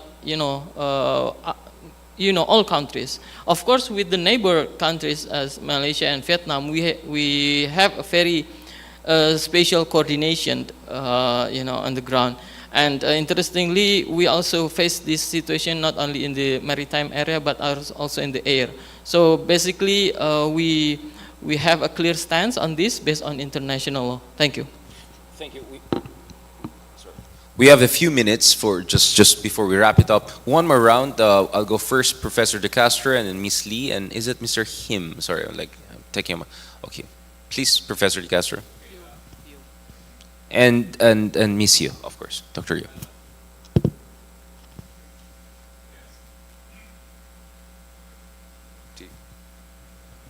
Yes. One of the realities we face when we look at the South China Sea dispute, of course, is the raging great power competitions. We see that, of course, in a way, when we look at U.S. freedom of navigation operation, they're part, of course, of U.S. effort to basically impress upon China that you have to take into account U.S. naval power. Chinese creation of artificial islands and their militarization is supposed to be China's reaction to the presence, of course, of the U.S. 7th Fleet in the South China Sea. Is there a way for us to use or rely on international law in general and UNCLOS in particular to at least mitigate the great power competition when it comes to the South China Sea dispute? I don't think we could totally isolate the South China Sea dispute from great power competition, but hopefully we could at least insulate, certain portion of that, this dispute from, the ongoing dynamics between the United States and China. So I just want to hear your opinion regarding what will be the role of international law in at least managing the dispute in the South China Sea in the face of great power competition.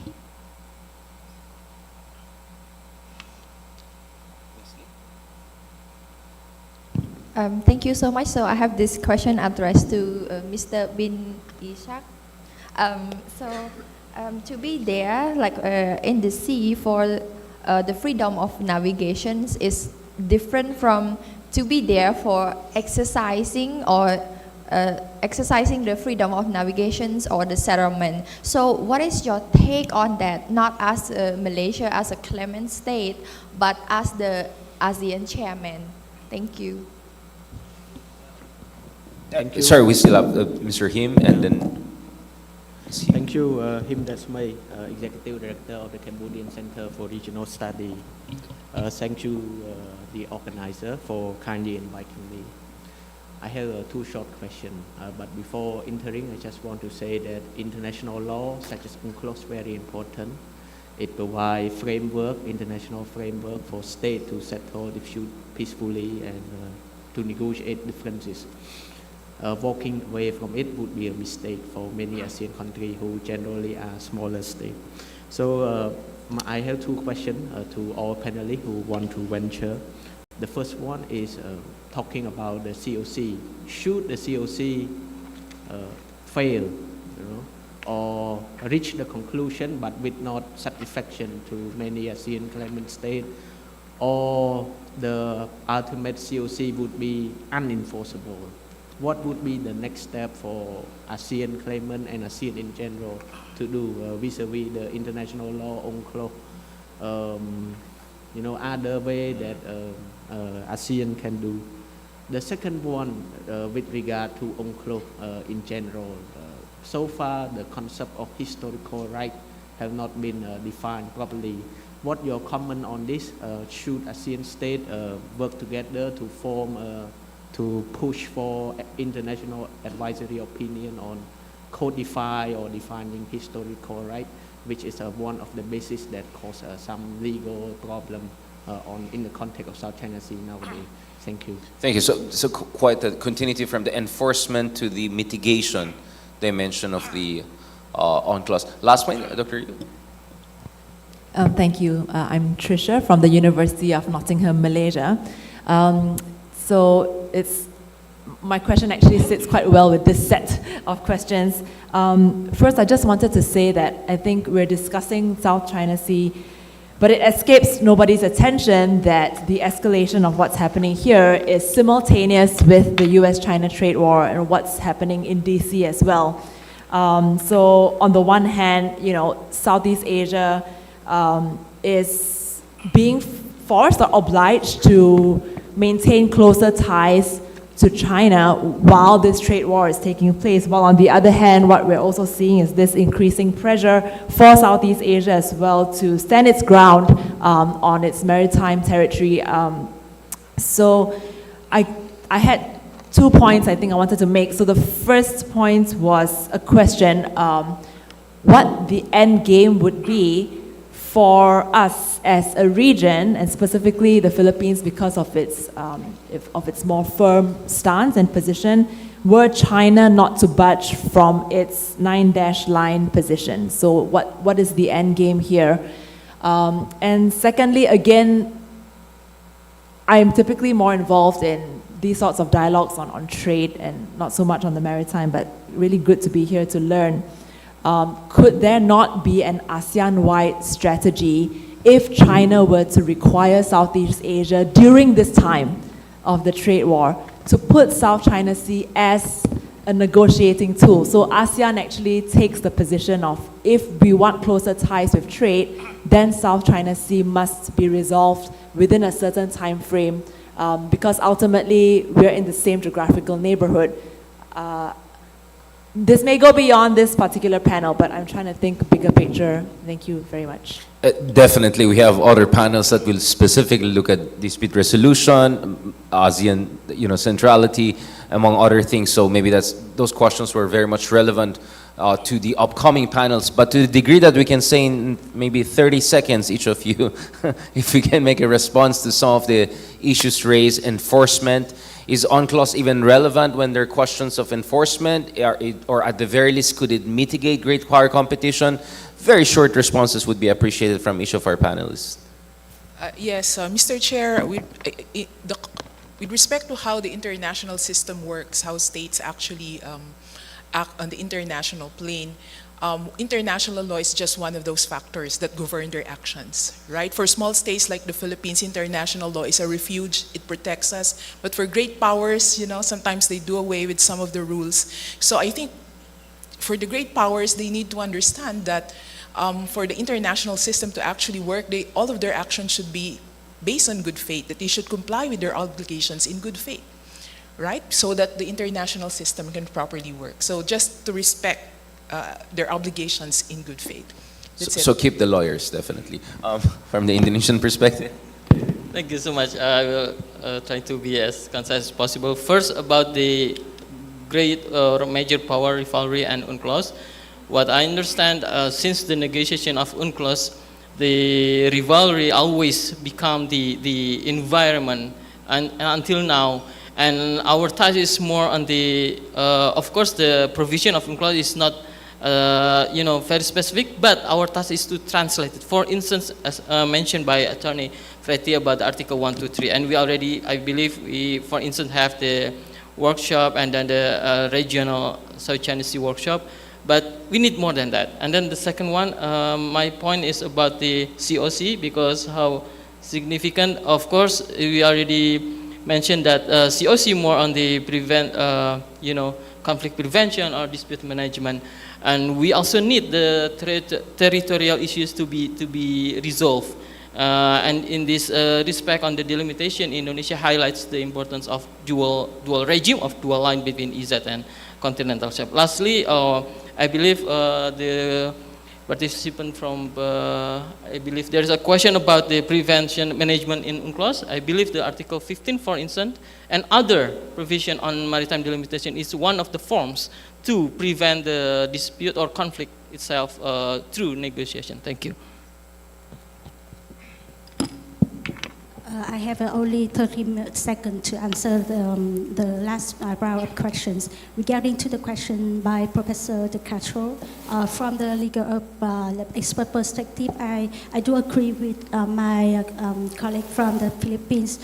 International law should be complied in a good faith. So I think maybe the great power rivalry is now in the South China Sea is a starting ground for the rule of law, but the UNCLOS and the rules-based order should be complied in the good faith.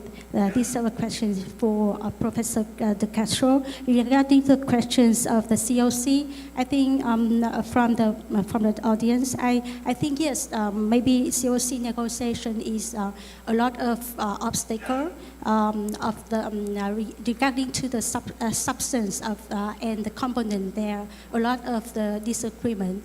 But I think we need to keep hope, because the COC negotiation is still the dialogue between the ASEAN and China to keep a way how to manage well the dispute in the region.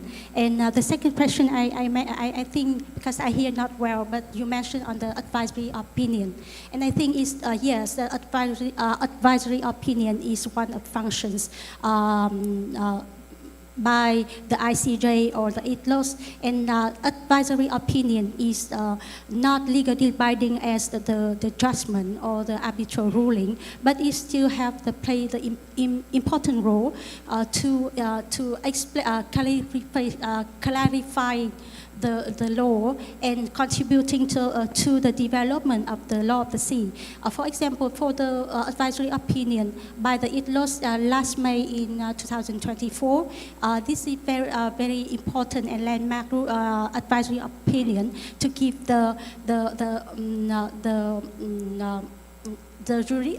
the responsibility of the country to fight the climate change. And the climate change is also the non-traditional threats in the region in the South China Sea. I think it's very important. And for the trade and war, as Mr. Yon asking, I think Mr. Hamya can help me, because you have from the strategic level. Thank you. This will be more than 30 seconds. 2 points. The first one is the UNCLOS provide all a framework for governing law of the sea, whether you are small states, middle power, or superpower. Second one, in the freedom of navigations. On the freedom of navigation FONOPS, you have to exercise in accordance to the law of the sea, not as an excuse to be in other maritime zone to conduct military activities, search and rescue, survey, and whatsoever. So again, UNCLOS is the main, our solution for all the maritime issues. Thank you. Thank you very much for that. You know, the running joke about the Holy Roman Empire was that it was neither holy nor Roman, nor really an empire. And sometimes we wondered if that's also applying to the international rules-based order. Thanks to your cautiously optimistic take, it looks like there's more currency to the rules-based international order, particularly the UNCLOS-based international order. So with that, I think we have awakened everyone enough for even more interesting panels to come. So let's give a round of applause and show that we're awakened by this beautiful panel. Thank you so much.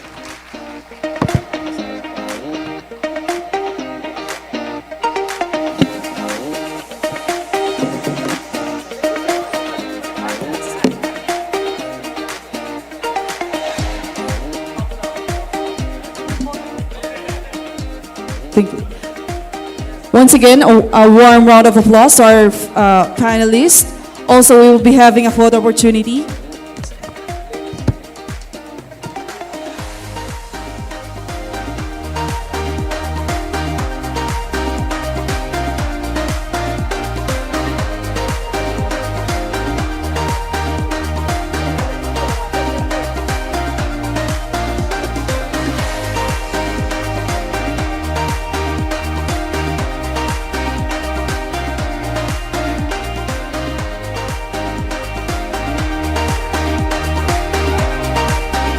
Once again, a warm round of applause to our panelists for this morning. And we will be having a 10-minute break before we proceed to our next session. So to our panelists for the second session to prepare for our next discussion. Thank you.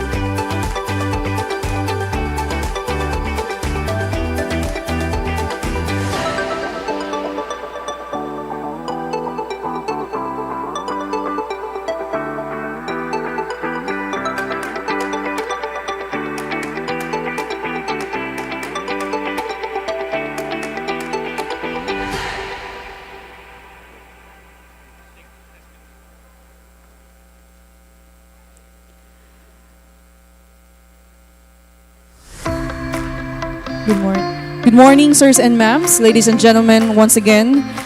In just a few moments, we'll begin our second session. So we kindly ask everyone to begin making their way inside the hall as we are about to start our second session. Thank you.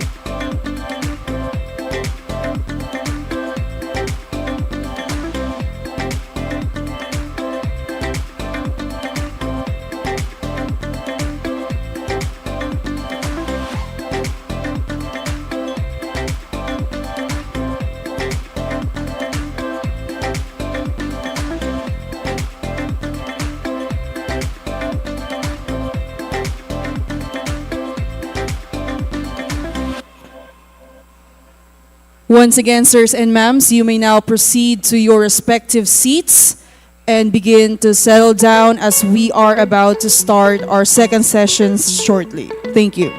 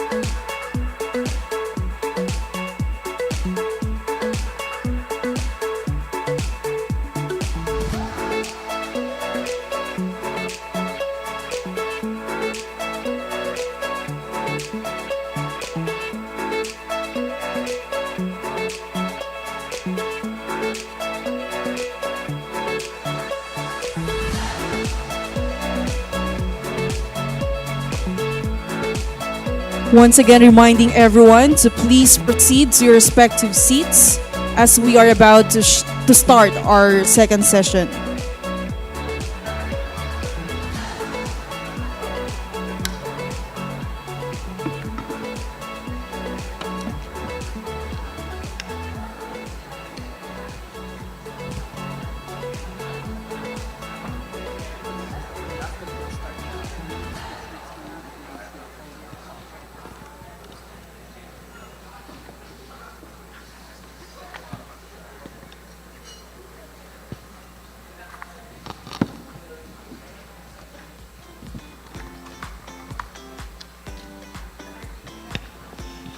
Ladies and gentlemen, chairing this session is Dr. Jeffrey Daniel, President and CEO of We Protect Our Seas and Associate Professor of International Security at Tokyo International University. He is joined by the following experts: Professor Dr. Thitian Pongsu Dirak, Senior Fellow ISIS Thailand; Dr. Chien Ping Hu, Founder East Asian IR Caucus; Dr. Colin Ko, Associate Professor, Nanyang Technological University; and Mr. Don McLean Hill, Lecturer de La Salle University. Let's welcome our speakers for panel 2. Let's give them a round of applause. All right, good morning everyone. So we are obviously standing in between your lunch and this panel, so we would like to end maybe earlier than planned. Nevertheless, we will be talking about ASEAN mechanisms in this panel. I know that Richard talked a little bit or discussed a little bit with our panelists on the roles of ASEAN, but maybe we can begin with, so this is a little bit different because we want to involve you in the conversations more directly, all right? So you can see the QR code there, and I think our staff is also circulating the QR code. That's under live polling. So there will be some questions, and all you need to do is to use your phone as a clicker.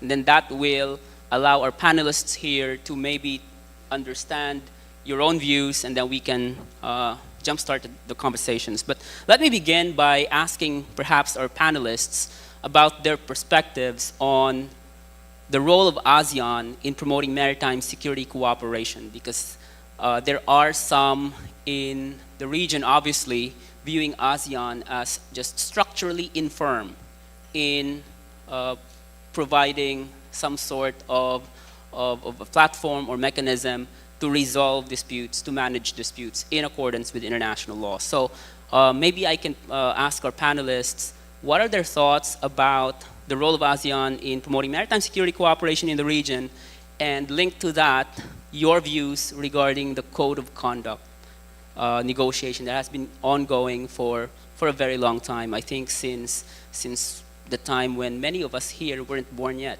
They are still talking about the COC now. So maybe I can begin with Professor Titinan, and he's from Thailand, so obviously not a claimant state, so we can probably expect a very objective answer.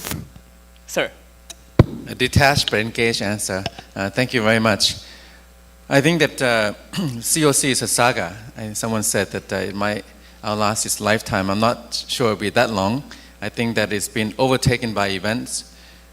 South China Sea, I think that the problem we have basically is the a kind of a quasi rules-based arrangement that has been blatantly violated, and we're here to talk about how that can be rectified. And it is difficult. I think the basis of the case is very clear. From the previous panel, 2016, the arbitral tribunal was very clear in its decision against China and South China Sea, what China's been doing. In fact, the South China Sea, is really the inflection point where the U.S.-China relations turned sour. If you think about it, 25 years ago, U.S.-China were very close. U.S. supported China to enter the WTO. 2013, coinciding with President Xi Jinping's rise, he came to office in 2012. 2013, he launched the Belt and Road Initiative, remember that? And then China started to build rocks and reefs and build these artificial islands, rocks and reefs into artificial islands. And then President Xi Jinping said China would not weaponize them, but they did. And this became a problem, 2013, 14, 15. And after that, we had, the U.S. phone ops, and then all this tension. And then I think this is really the descent of the U.S.-China relationship. So the COC for ASEAN, ASEAN's been divided in ineffectual. I think impotent on a range of issues. And I'll just take you across the South China Sea to mainland Southeast Asia, where we have a similar situation around the Mekong River. The Mekong River, it involves China upstream and then downstream, Laos, Thailand, Myanmar, but also especially Cambodia and Vietnam. Vietnam is at the end of it. So this 11 big major upstream dams that China has unilaterally built without consultation, without any cooperation with the downstream countries, have adversely affected the downstream countries, right? So there's no management framework for these issues. So China has been doing this analogous to the South China Sea in a way. The problem that we have in the mainland, I think also in the maritime, is that the ASEAN member states, the ASEAN countries involved, are not united. So they do for example, in mainland, right? So China built upstream dams to the detriment of downstream countries. And this affects like 60 million people in Cambodia and Vietnam and Laos. But Laos also built dams. Thailand also built a couple of, few dams.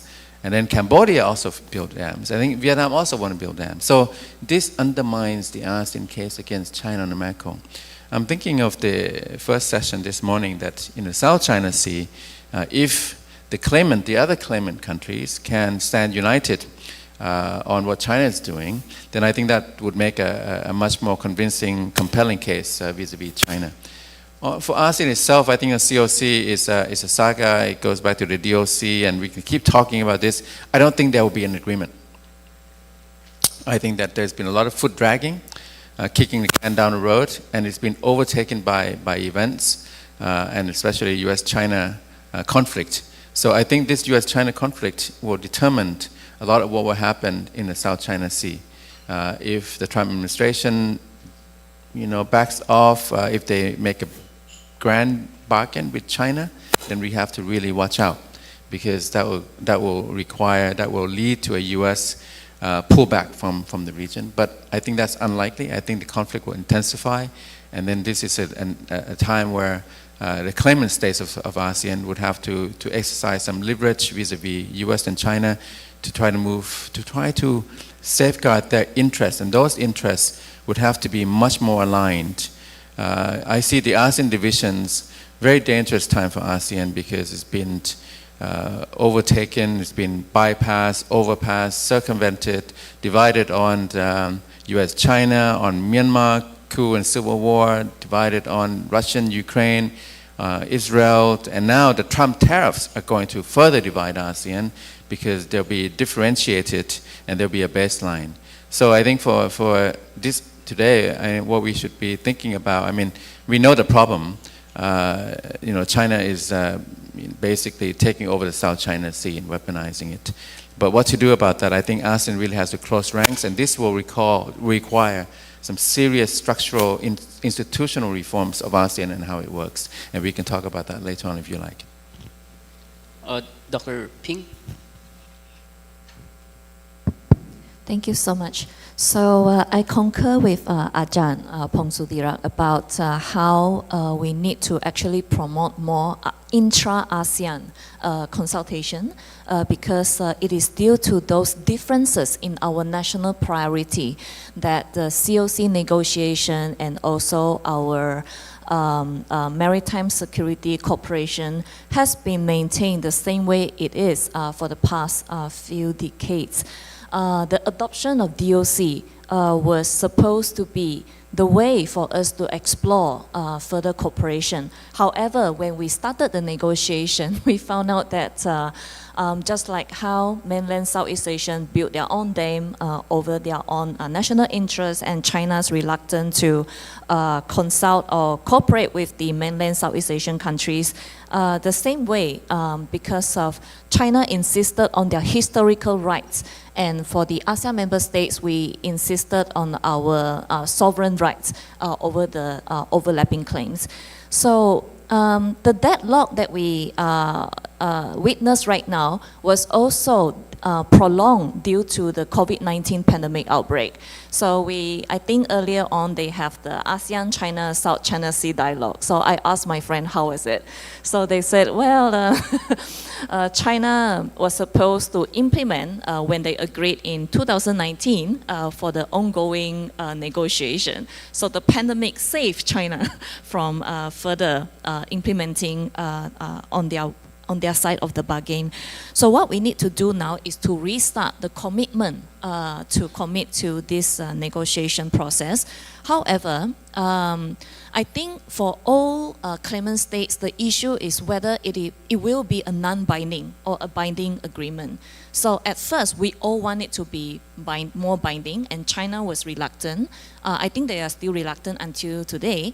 However, there is a shift in the position. Now, China wants it to be more binding because if it is being finalized, then it kind of like allow them to institutionalize their claim in a way if we allow the certain, the current modus operandi to go on.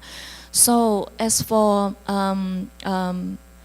us, we hope that ASEAN member states' position can be more aligned.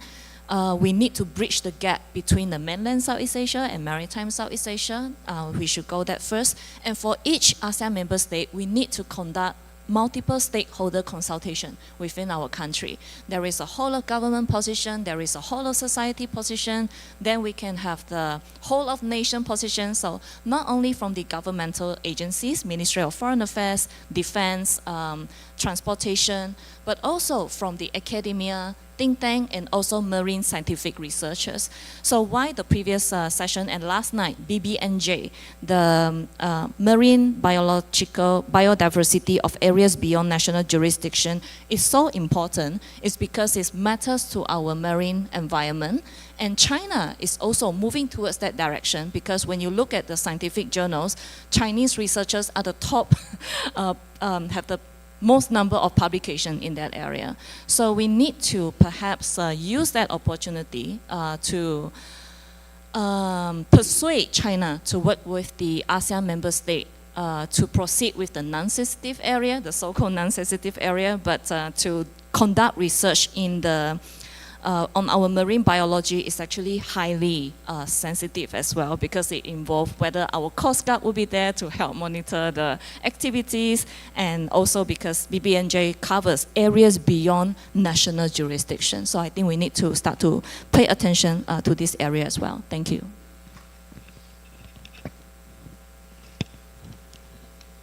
Colin? Hello. Hi, Jeff, thanks so much. And allow me to thank the organizer for having me here. I will just build on my fellow panelists' points. I fully agree. I just want to add a little bit more. On maritime security, we should look at maritime security cooperation in two dimensions. One is talking about practical security cooperation. So that refers to, for example, joint development, exploration, and also we talk about things like tackling common security threats in the maritime domain.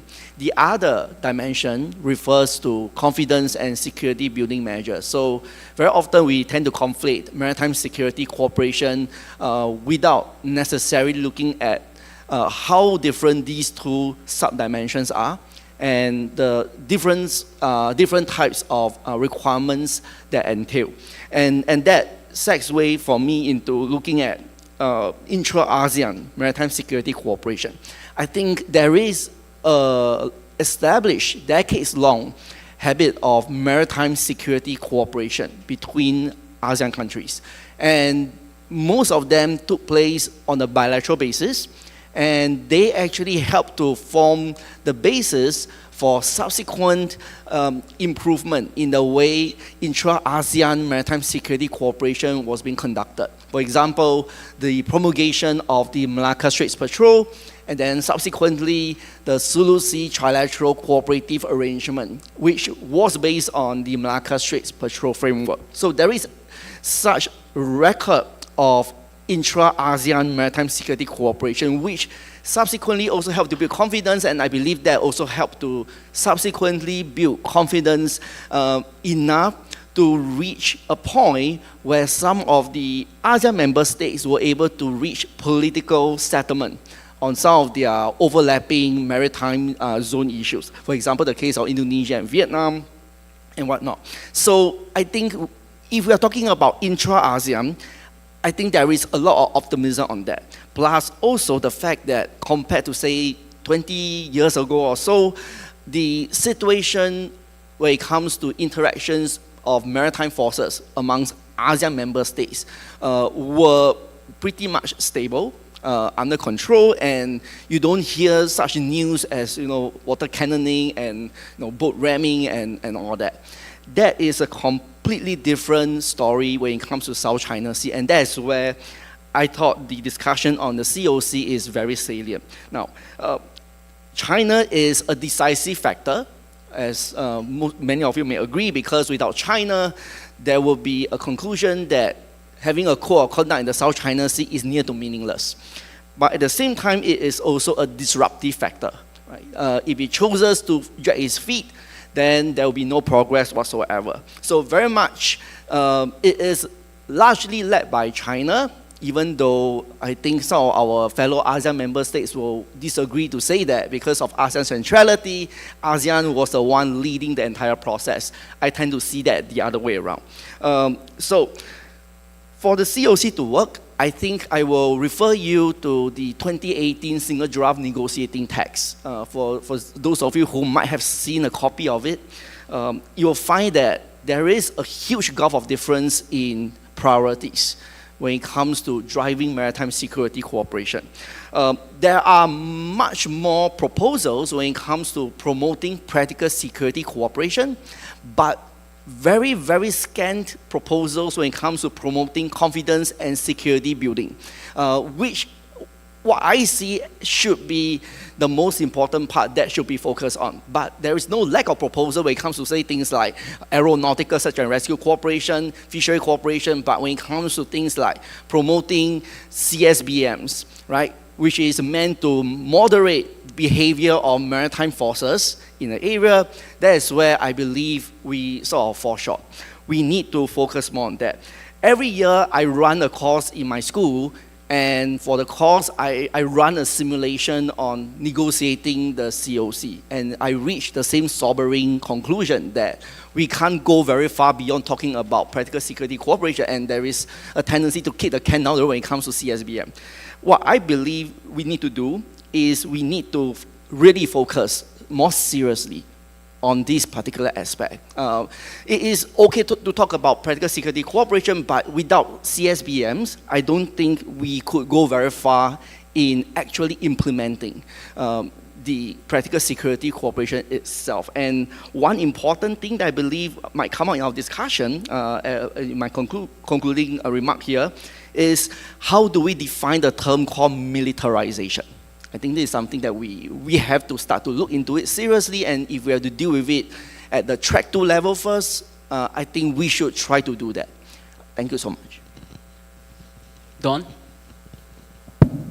Thank you very much, Dr. Jeffrey, for this, and of course the organizers for this opportunity. It's such an honor to be here among distinguished guests. When we talk about ASEAN Maritime Security Cooperation, and I think that I'd like to begin by pointing out to what the objective of ASEAN or Southeast Asian Maritime Security Cooperation is, and that is alluding to the point that in fact Professor De Castro has noted earlier on, is to insulate ASEAN not just because or from the internal issues that the region faces, but more importantly, the structural issues. You have an expansionist China on one hand, you have an overarching power competition with the US on the other, and more importantly, as the region, as we call the Indo-Pacific, transitions deeper into multipolarity, there would be more of these challenges in affecting how Southeast Asian countries are able to manage and calculate their various security interests and objectives in the long term. Now, another thing that I'd like to point to, I think my co-panelists have argued quite well on the nuances of the COC and of course other aspects of that, but I'd like to be a little bit more holistic in looking at Southeast Asian maritime cooperation. One of the challenges is how we frame, and even from the region itself, how maritime security cooperation is looked at within ASEAN, right? And we see that, in fact, while there are mechanisms at play, it is often seen in a way that focuses merely on threat perception. And that is understandably not going to be a rallying factor for enhancing Southeast Asian maritime security cooperation. For us, for instance, in the Philippines, the threats we face in the West Philippine Sea within the greater South China Sea are much more existential than others. And of course, there are other issues involved that lead to larger and more pressing challenges. However, there is, of course, a common interest. Rather than looking at shared degrees of threat perception, there is in fact a shared degree of interest to keep the various maritime zones of Southeast Asia in accordance to international law, rules-based, as we say. So going beyond the South China Sea issue, you have the issue on the Gulf of Thailand. You have the issue of the Sulu Celebacy to the south. And of course, in addition to that, you have Laos, for instance, despite being a mainland Southeast Asian country, also is well sensitive to the sea lines of communication where it benefits from. And in addition to that, we also have other aspects, particularly the maritime choke points of Southeast Asia, and of course the Mekong River issue. And these zones have in fact a large chance of being weaponized, and many of them are being weaponized because of the clear asymmetry in power, which my co-panelists have mentioned. So eventually, when we look into Southeast Asian maritime security cooperation from the basis of shared interest, then we see more practical options in this in ways that become less controversial, particularly for external observers. Now, when we look into, for instance, the ASEAN outlook on the Indo-Pacific, there are clear guidelines in order to promote ASEAN, intra-ASEAN, holistic maritime security cooperation. But the problem is that it is not significantly operationalized because that requires, on one hand, political will.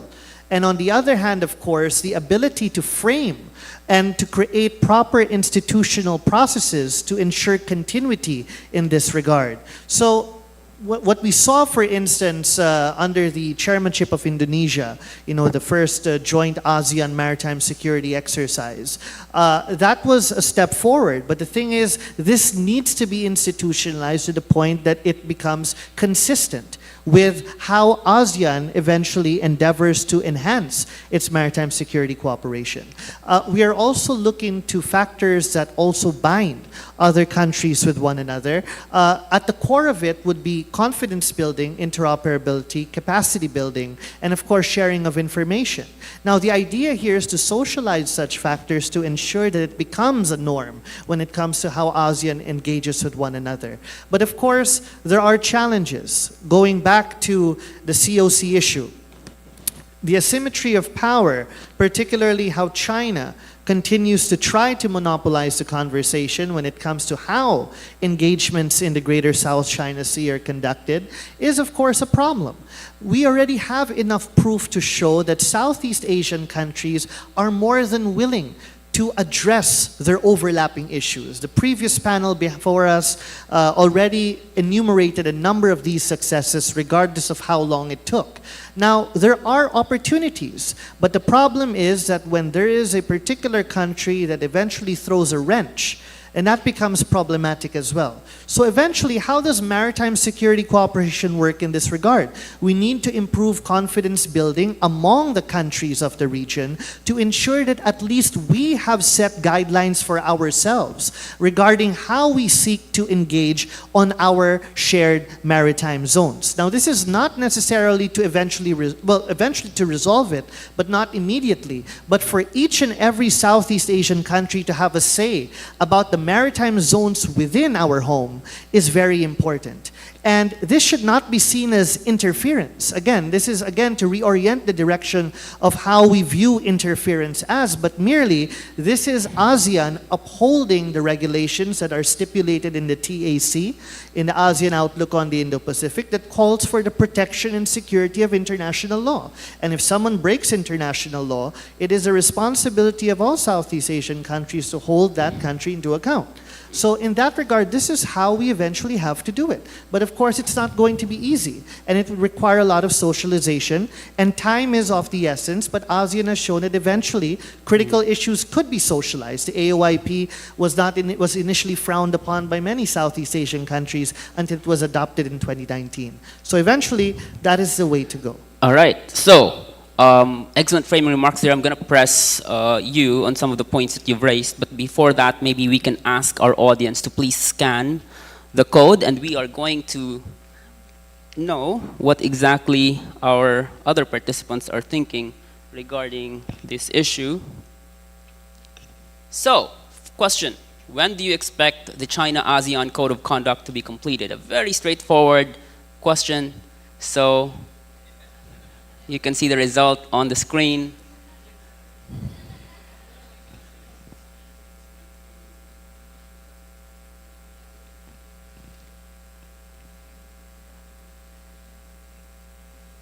Let's wait for a few more seconds and let everyone vote.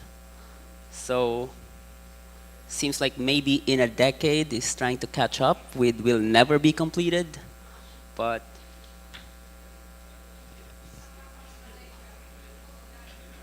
all right, so let's turn back to our panelists, and then I'm going to press you on some of the issues that you've raised. First, I want you to react to this.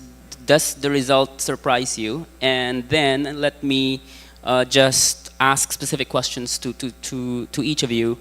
Dawn, you talked about, Dawn and Colin, I think there was a point about China being the driving force behind it and the major determinant of the COC negotiation. My question is, do you think China is not negotiating in good faith? And so if that is the case, what should be the next step for ASEAN given the notion that it's not negotiating in good faith? And Professor Titinan, you talked about perhaps introducing institutional reforms to the organization. And I assume you mean the ASEAN way of doing things, in particular consensus-based approach decision-making, which is really perhaps making the organization infirm in dealing with high-stakes, sensitive security issues. So I wonder, how realistic is it to introduce structural reforms to the organization? If I may, I think ASEAN is a microcosm of the United Nations. Just like the United Nations is so difficult to reform, what do you think are the chances of ASEAN being reformed? And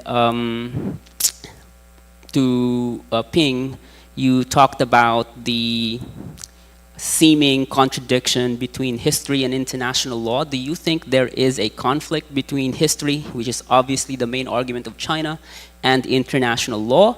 Or do you think that is just propaganda and that China actually has no basis or historical basis, and that's, so those are some of the points, but please respond to the poll and then give some few points or a few things on the things that I've asked. Thank you.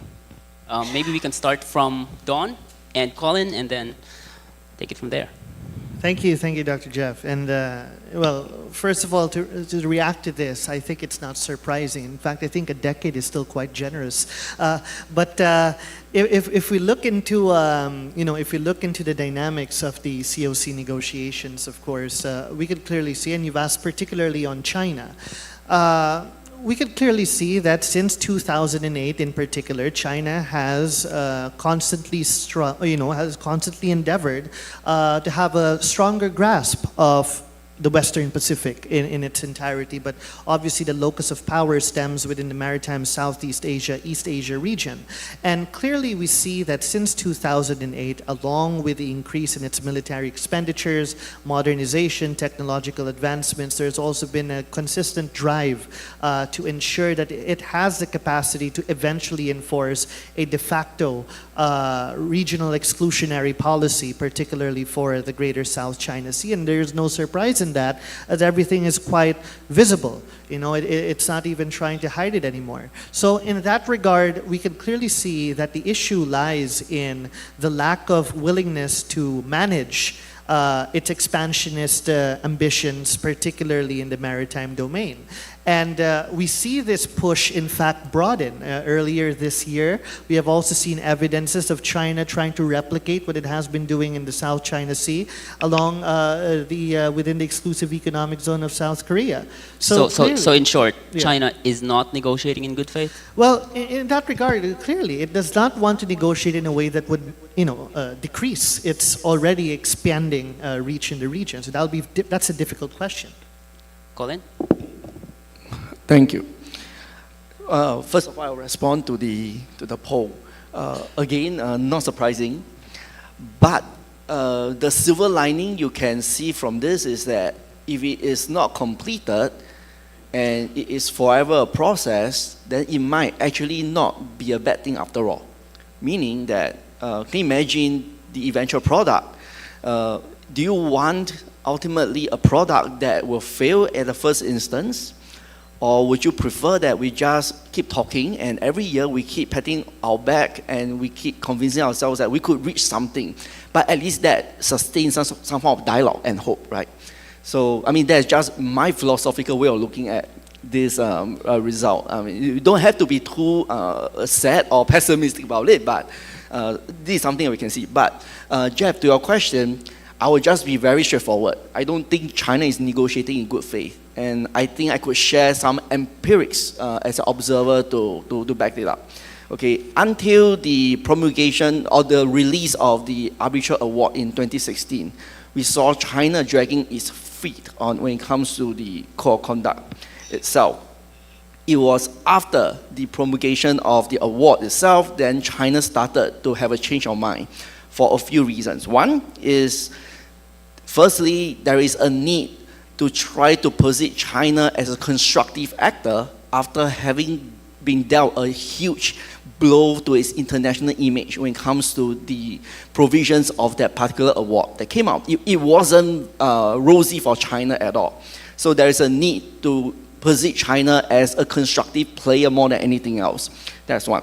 Second is, by then, most of the key construction activities were done. What will be required will be just simply to spruce up those existing fortifications. So what we are looking into is post-2016, it is no longer about island construction, it's about militarization of those features itself. Thirdly, going to China's narrative about Asians can resolve Asian problems. So this fits into that narrative, and it also serves the dual purpose of excluding external players as well. So I don't think China is negotiating in good faith. It chose to push for negotiation, or it chose to set its agenda according to what is expedient to its interests. And let me just be very frank about this. If the COC fails, the ones who are going to suffer the most isn't going to be China, because it has already changed the facts on the ground. It will just have to keep going business as usual to what it's doing, but the ones who are going to be left behind carrying the mess will be ASEAN member states, because we have to start to answer to everyone whether ASEAN has failed again. And it all adds into our dubious track record of ASEAN being a talk shop more than anything else. Thank you. All right, I don't want to turn this into a China bashing panel. So if there is anyone in the room who thinks that China is actually negotiating in good faith, please raise your hand. And I am, yes, sir. Professor De Castro. Yeah, because China is negotiating good faith because it believes it owns the South China Sea. So it's on that basis of good faith. Just look at the 10-dash line. So from China's perspective, I'm negotiating good faith because I own the South China Sea. All right, anyone else? Yahoo? A Chinese official once told me, China and ASEAN are brothers, there's no problem. The only problem is because there's a third party. And we can talk about that third party later when we bring in the question on the activities of user states in the South China Sea. But first, maybe you can turn to Ping.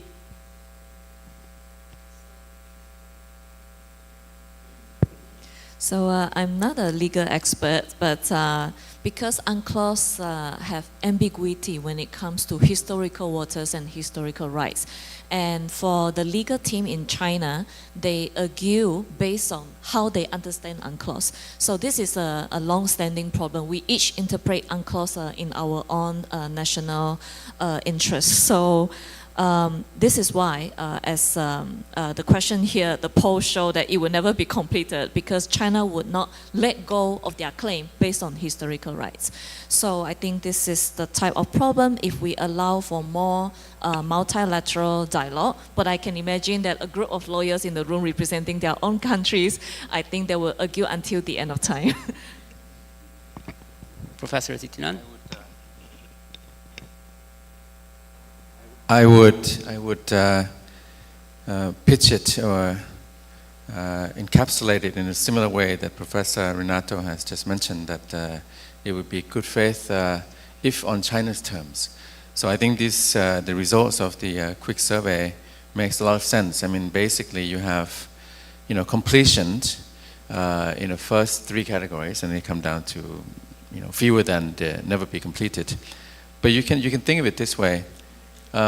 Completion means COC on China's terms, and that means capitulation and submission by the ASEAN claimant states. So if you look at COC negotiations, I mean the whole trend, the way it has been, the assumption here is that China will have its way or there will be no way. So if China's way, there will be completion. If it's not China's way, there will not be completion. So I think the distinction is very clear.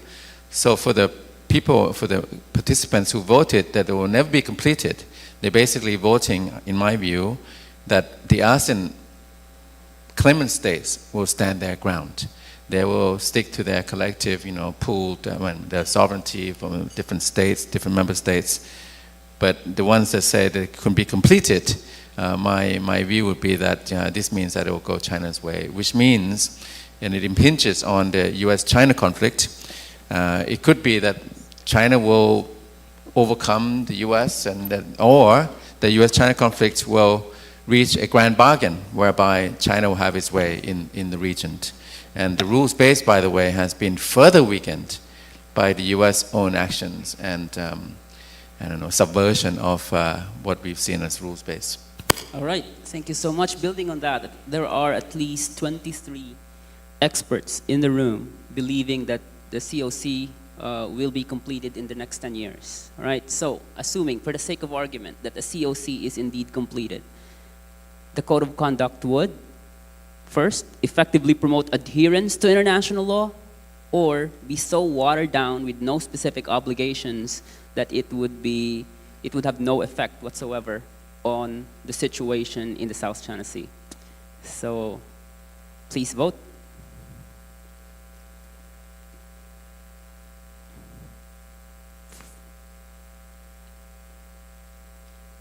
All right, so we are not going to ask our panelists their reaction because I think they've provided their reaction already, but there is an intervention from Admiral Trindad. Sir? Yes, thank you, Jeff. Just a word of caution to, pardon me for saying this, to the ASEAN region. The first question was the code of conduct.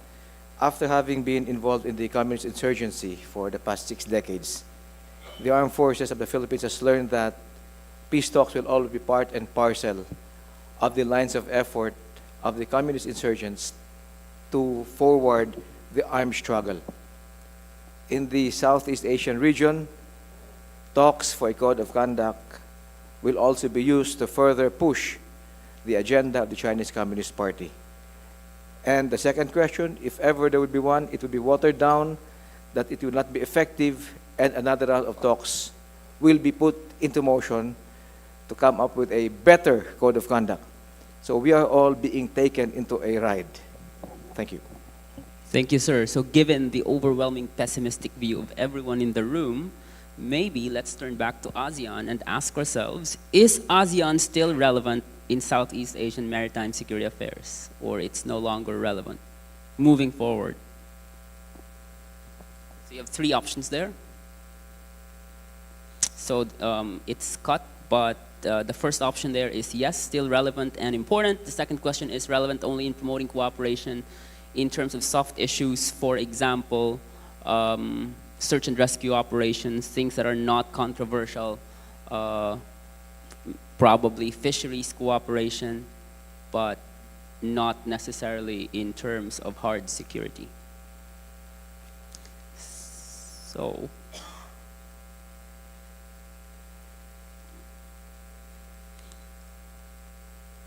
all right, so maybe I can turn to our panel if they have any last thoughts regarding ASEAN, ASEAN processes, ASEAN mechanisms vis-a-vis maritime security in Southeast Asia.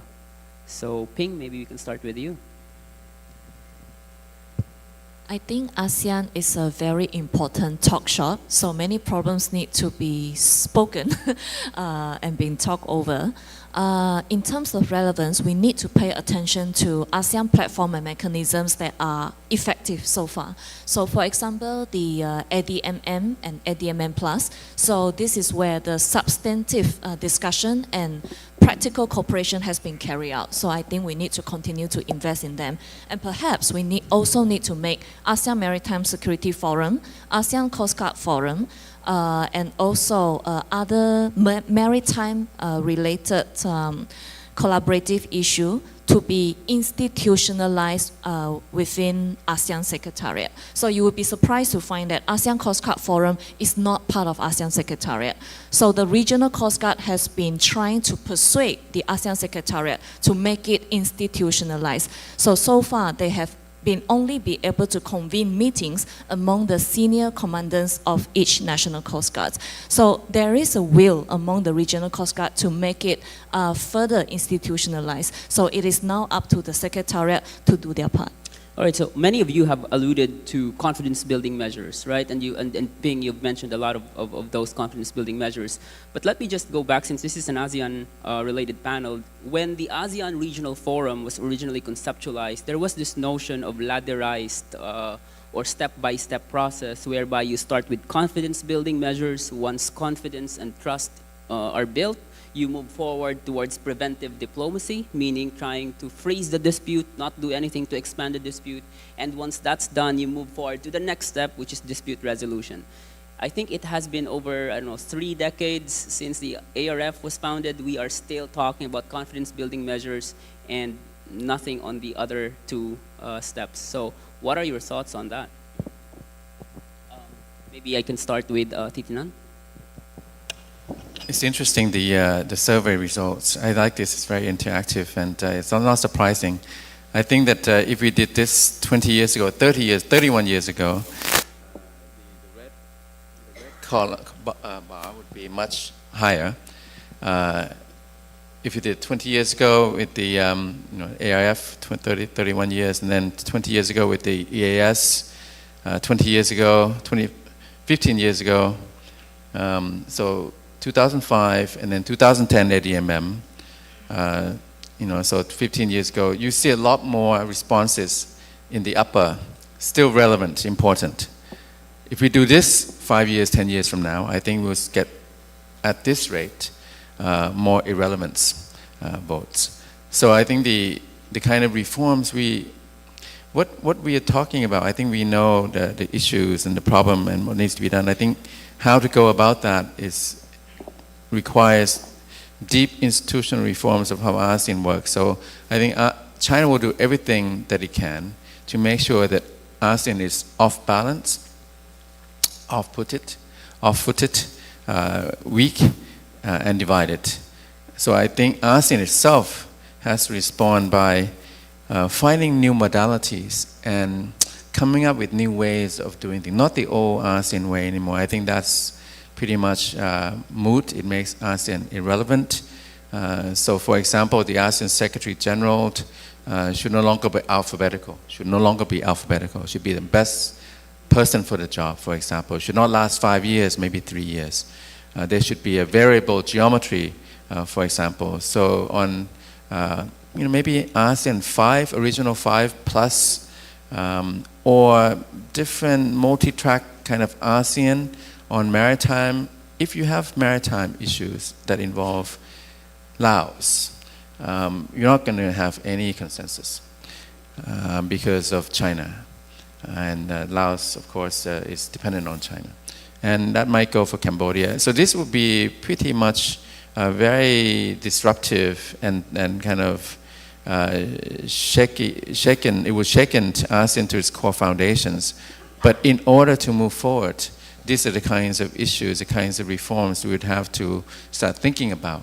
How to make ASEAN work again in different ways on different issues. And on maritime, I think the main ASEAN claimant states need to align. They need to lead ASEAN, and the rest of ASEAN can sign on or not sign on, but that becomes the ASEAN position. Colin? Thank you, Jeff. The first two responses go neck to neck, and I think that reflects very much the realities of ASEAN or Southeast Asia. I look at this question from a more nuanced perspective, because you are talking about ASEAN as an institutional bloc, right? But as all of us here will know, ASEAN is made up of essentially 10 different member states, and each of them having their own national context to consider, their own national interests and how they define their threat perceptions. And of course, even when it comes to prioritizing what type of maritime security threat and how they allocate resources differ from one to the other. So if we look at ASEAN being a bloc to resolve or tackle maritime security threats, then I think it's important to note that ASEAN as a platform is useful when it comes to promoting dialogue and using that as a way to share best practices, and also using that as a platform to promote bilateral and even minilateral discussion. I think this is what ASEAN found itself useful when it comes to eventually the promulgation of the Malacca Straits Patrol and the Sulu Sea TCA as well. So I think that is one structural constraint that we have to bear in mind. And that also means that having cooperation on traditional security issues will become close to very difficult, because there's all these very sensitive aspects of cooperating in, say, war fighting type of, security agenda, and we still have some residual lack of trust within ASEAN. I mean, we have come a long way since the early 1990s till now. We have improved a lot on that front, but there is still residual trust. And if you don't want to use the word mistrust, then I think there is also some level of mutual envy or mutual jealousies, especially when it comes to maritime security cooperation. I think the more practical way to look at it is that whenever we talk about cooperation, right, then we go down to what we call the common denominator of cooperation. You need to have the agenda that suits everyone's needs and interests. And one of those parameters was the capacities or capabilities that were available to each and every of these ASEAN member states. So if you don't have the leveling of these capabilities, then very often we find that coming in the way of promoting more meaningful maritime security cooperation. So I think it has to go concurrent. You still have to have dialogues at the ASEAN level, but if you want to promote more intra-ASEAN maritime security cooperation, both at the bilateral, minilateral, or even multilateral level, then I think you need to focus a lot on capacity building efforts as well. Thank you. Thanks, Colin. Don? Thank you, Dr. Jeff. And yeah, the results are very much clear. It is one of those questions that definitely result in an answer that means yes and no. Yes, because in the long term, it is unlikely to have any other substitute to ASEAN-led mechanisms. That's a reality. However, when it comes to promoting the interests of Southeast Asian states towards the maritime domain, there are several limitations that we could think of at the top of our heads. One of the most pertinent issues would be, yes, ASEAN does have a lot of instruments, a lot of mechanisms, a lot of projects, but are they really up to date? Are they really acting based on their particular mandates? So the lack of having a comprehensive regular review of these mechanisms, of these projects, end up derailing the actual capacity that ASEAN may eventually have. So the lack of a thorough, regular, frequent review is in fact one of the key determinants of the success of ASEAN mechanisms for Southeast Asian states. Second, of course, is the need for reform. Now, reform is one of the scariest words when it comes to ASEAN bureaucracy, given, of course, the process that it takes for reform. You have to have a meeting for something, to have a meeting for something, to eventually have a meeting to reform. But eventually, it is necessary. It is a necessary thing to do, especially when we have threats and challenges that clearly overlap the three major pillars of what ASEAN is talking about. And as Dr. Collins mentioned, yes, traditional security issues are difficult, but today you have traditional security issues that deeply intersect with non-traditional security issues. China's bearing and its establishment of its so-called de facto, presence within Philippine exclusive economic zone is derailing the Philippines' food security interests, energy security interests. So there are clear overlaps, and there needs to be a thorough review of what is considered security. And the very last point is, of course, to look beyond what is already there. And of course, this would require thinking about the new domain, cyber, outer space, promoting a space agency, for instance, that would be able to monitor fish stocks across the region. So there are opportunities. Okay, so speaking of looking beyond, maybe we can look beyond ASEAN, because it seems like ASEAN member states have started to really look past ASEAN and engage external players. So to that point, ASEAN centrality, that is the abstraction that I don't like, but nevertheless, if you look at the statements of foreign ministries all throughout Southeast Asia, ASEAN centrality is still seen as important by its members.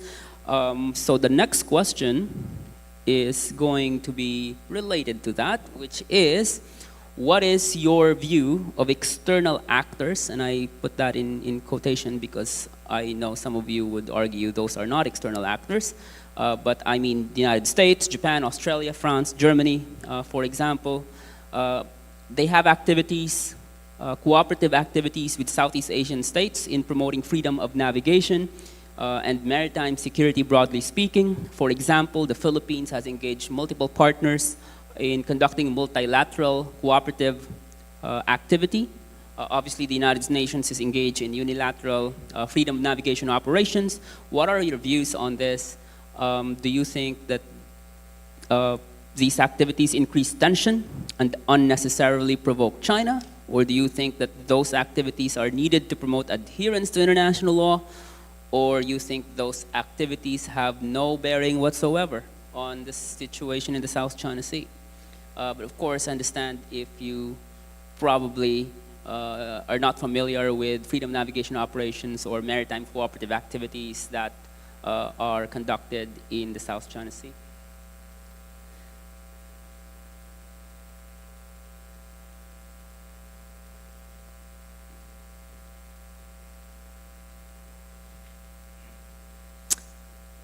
All right, so maybe some quick thoughts from Attorney Silva, who seems to be reluctant to raise his hand. Just very quick intervention if you have. Just three thoughts. Number one, as you noted, the word external actors is a problematic term because they are in fact user states, and because these are global commons, there are no external actors to what are in fact global commons. Knew it. That's why it's in a close quotation. And the lines of navigation.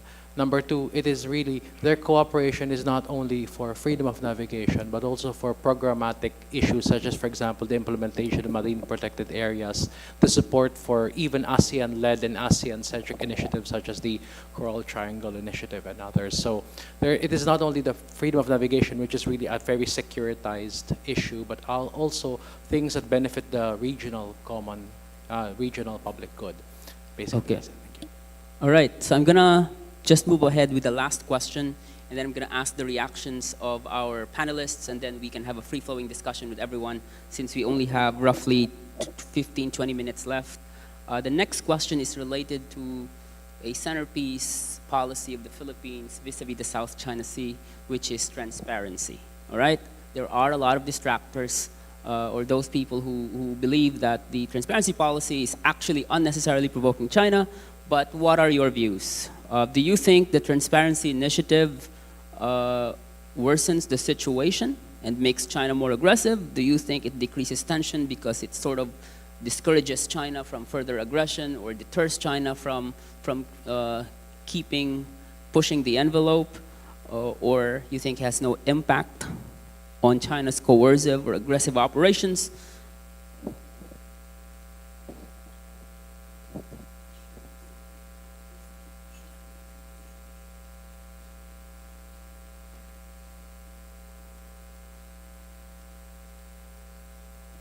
All right, so while the results are coming in, let me just turn to our participants who have patiently been waiting. Ashura, I can see your placard or your table tent up, and also Supriyanto, and him.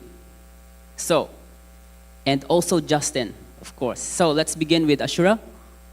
Very quickly, please. Thanks, Jeff.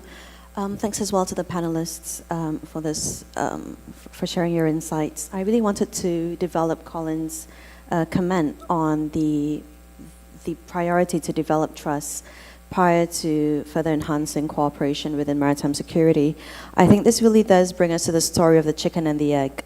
Quite foundationally, does operational cooperation build trust, or is trust a precondition to cooperation? I'd like to direct your attention towards the outcome of unilateralism within our region, where we need to ask ourselves, has unilateralism become a trust-building exercise or an operational fallacy? Upon resolving operational priorities, such as in the MSP or the TCA, how do we maintain the operational relevance of these frameworks after their utility expires? And if we decide that these unilaterals are no longer effective and no longer serve their function, how can we transfer the trust capital that has been built within these frameworks towards other areas of coordination? Do we retain the same players, the structure of coordination, or the issue areas? Thanks very much. Thanks, Ashura. Supriyanto?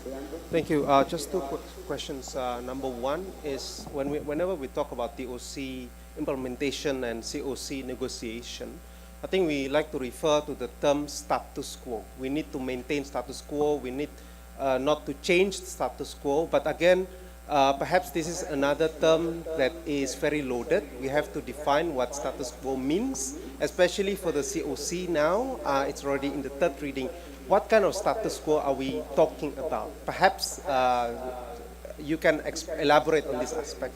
And secondly, I think I like the last point about the need to strengthen intra-ASEAN defense and military cooperation. I think it is about time that ASEAN move beyond regional resilience narrative and into a regional defense narrative. And we know have a mechanism, you said IDMM plus, right? But I think there is, this is my sense, IDMM plus has gone far ahead in terms of joint military exercises than the IDMM dimension. Why do you think this is the case, and why is there a priority being placed more on the dialogue partners than the ASEAN, fellow ASEAN member states themselves? Thank you. Excellent questions and interventions. I think we have our friend from Cambodia.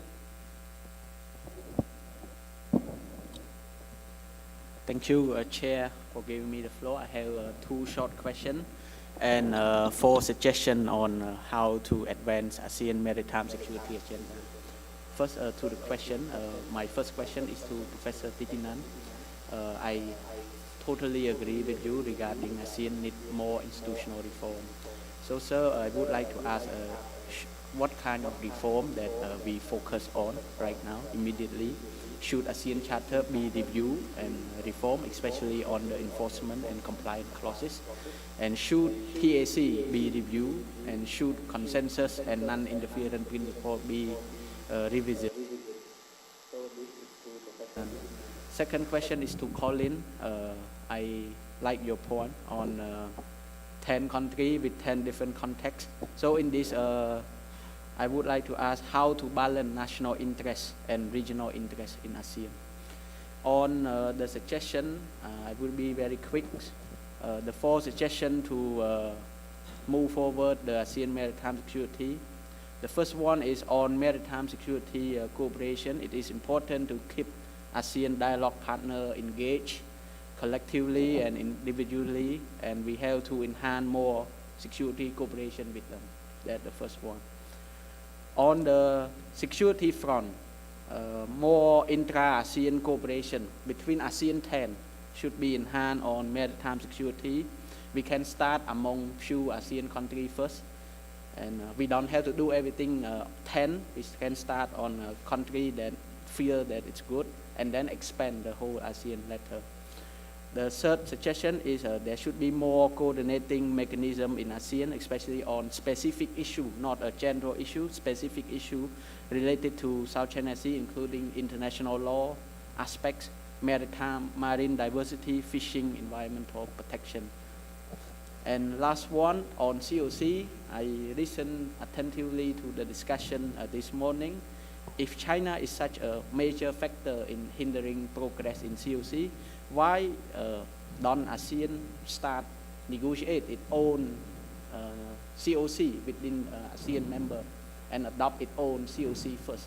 So this way, ASEAN 10 can have their own code of conduct. All right. On the South China Sea. Thank you. Thank you so much, Justin. Thank you. My question is for Dr. Ping and to Colin. How would the other Southeast Asian states, apart from the Philippines, understand or operationalize its definition of non-interference, particularly because the criticism lately has been that the Philippines has been veering too close to the US, but the Philippines views it differently, right?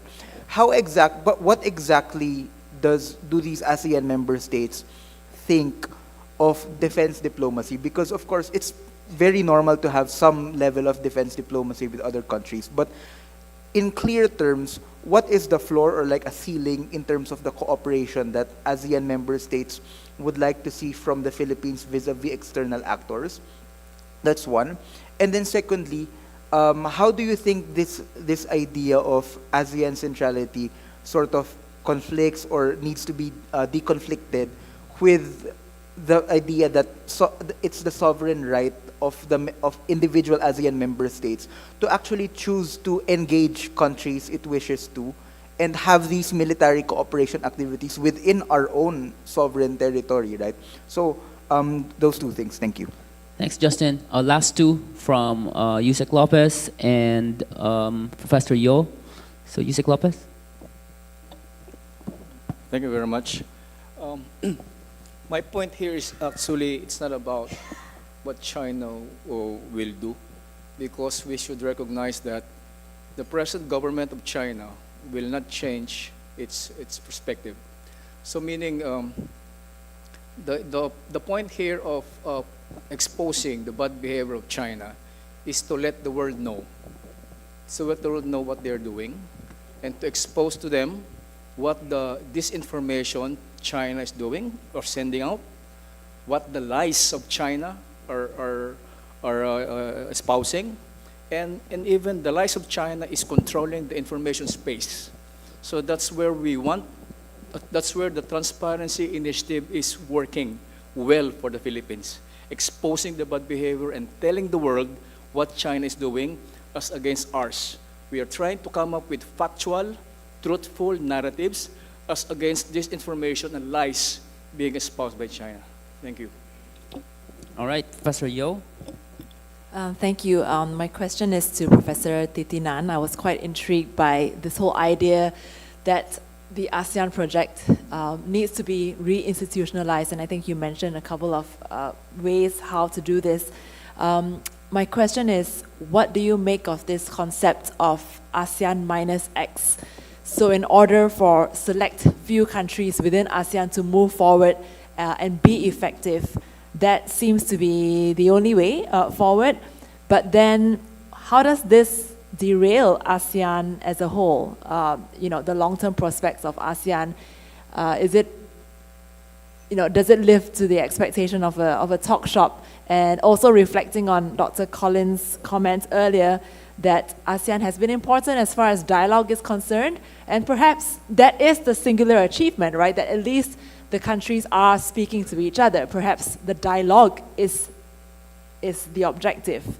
But this ASEAN minus X concept, I mean, what does the panel make of it? Thank you. All right, so a lot of questions there to unpack. Maybe we can turn to our panelists. We have about 15 minutes or 10 minutes. So yes, so we have 10 minutes. So if you can keep your remarks short, and then maybe we can have one round of questions, and then we'll have lunch. So maybe we can start with Colin this time. Thank you so much for the questions and comments. Okay, to first address the question about how to balance between national and regional interests, allow me to quickly run through the origins of the Malacca Straits Patrol, right? If assuming that regional interests precede national interests, then we will have long seen the promulgation of the patrol right at the very beginning. It wasn't until there was the potential threat of external interference to police the waterway, and more importantly, the bottom line, which is Lloyd's classification of the waterway as a high-risk war zone. And that started to get everyone acting.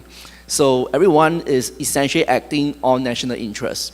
And you could interpret it more generously by saying that it's also for regional interests, because everyone's economies are all interdependent to each other. So if marine shipping insurance is going to have a hit on one country's economy, then it's going to have a knockdown effect on the other. So you can look at it from that perspective. But it also presents a nuance when it comes to balancing your national and regional interests, because the lines could be blurred in this case. So this is my quick response to you. I have no quick answer. This is the best answer to be given by each and every ASEAN member state more than anything else. Okay. On the how other Southeast Asian countries operationalize non-interference, the good question from Justin, I'll address that quickly. I think there is an unspoken but clearly recognized view within ASEAN that individual ASEAN member states engaging in its own defense and security engagements with other powers, other parties, is entirely a sovereign prerogative. Right? And I think this was played out also in the case of China's proposal when it comes to, the role of extra-regional parties conducting joint exercises with ASEAN member states. That was reflected in the SDNT for the Code of Conduct. And my understanding is there was pushback against such a proposal. So I don't think there is a sort of a clear limit as to that, but I guess as the way ASEAN usually works is always by common principles more than anything else. And within that principles, you play around with the freedom of your interpretation of it, and we try to minimize so-called inconveniences to each other. So in the case of the Philippines, I have yet to hear anyone seriously criticizing the Philippines for having its closer defense and security ties with extra-regional parties like US or European countries, even though there is still definitely going to be the understandable concern that such cooperation might potentially lead to increasing tension. I don't see that as necessarily criticizing the Philippines, but I see that as more of trying to caution all parties to be prudent about it. Thank you. All right, Don? Thank you. I'd actually like to take this moment to briefly magnify on Undersecretary Lopez's remarks. In fact, very important when we talk about the transparency aspect.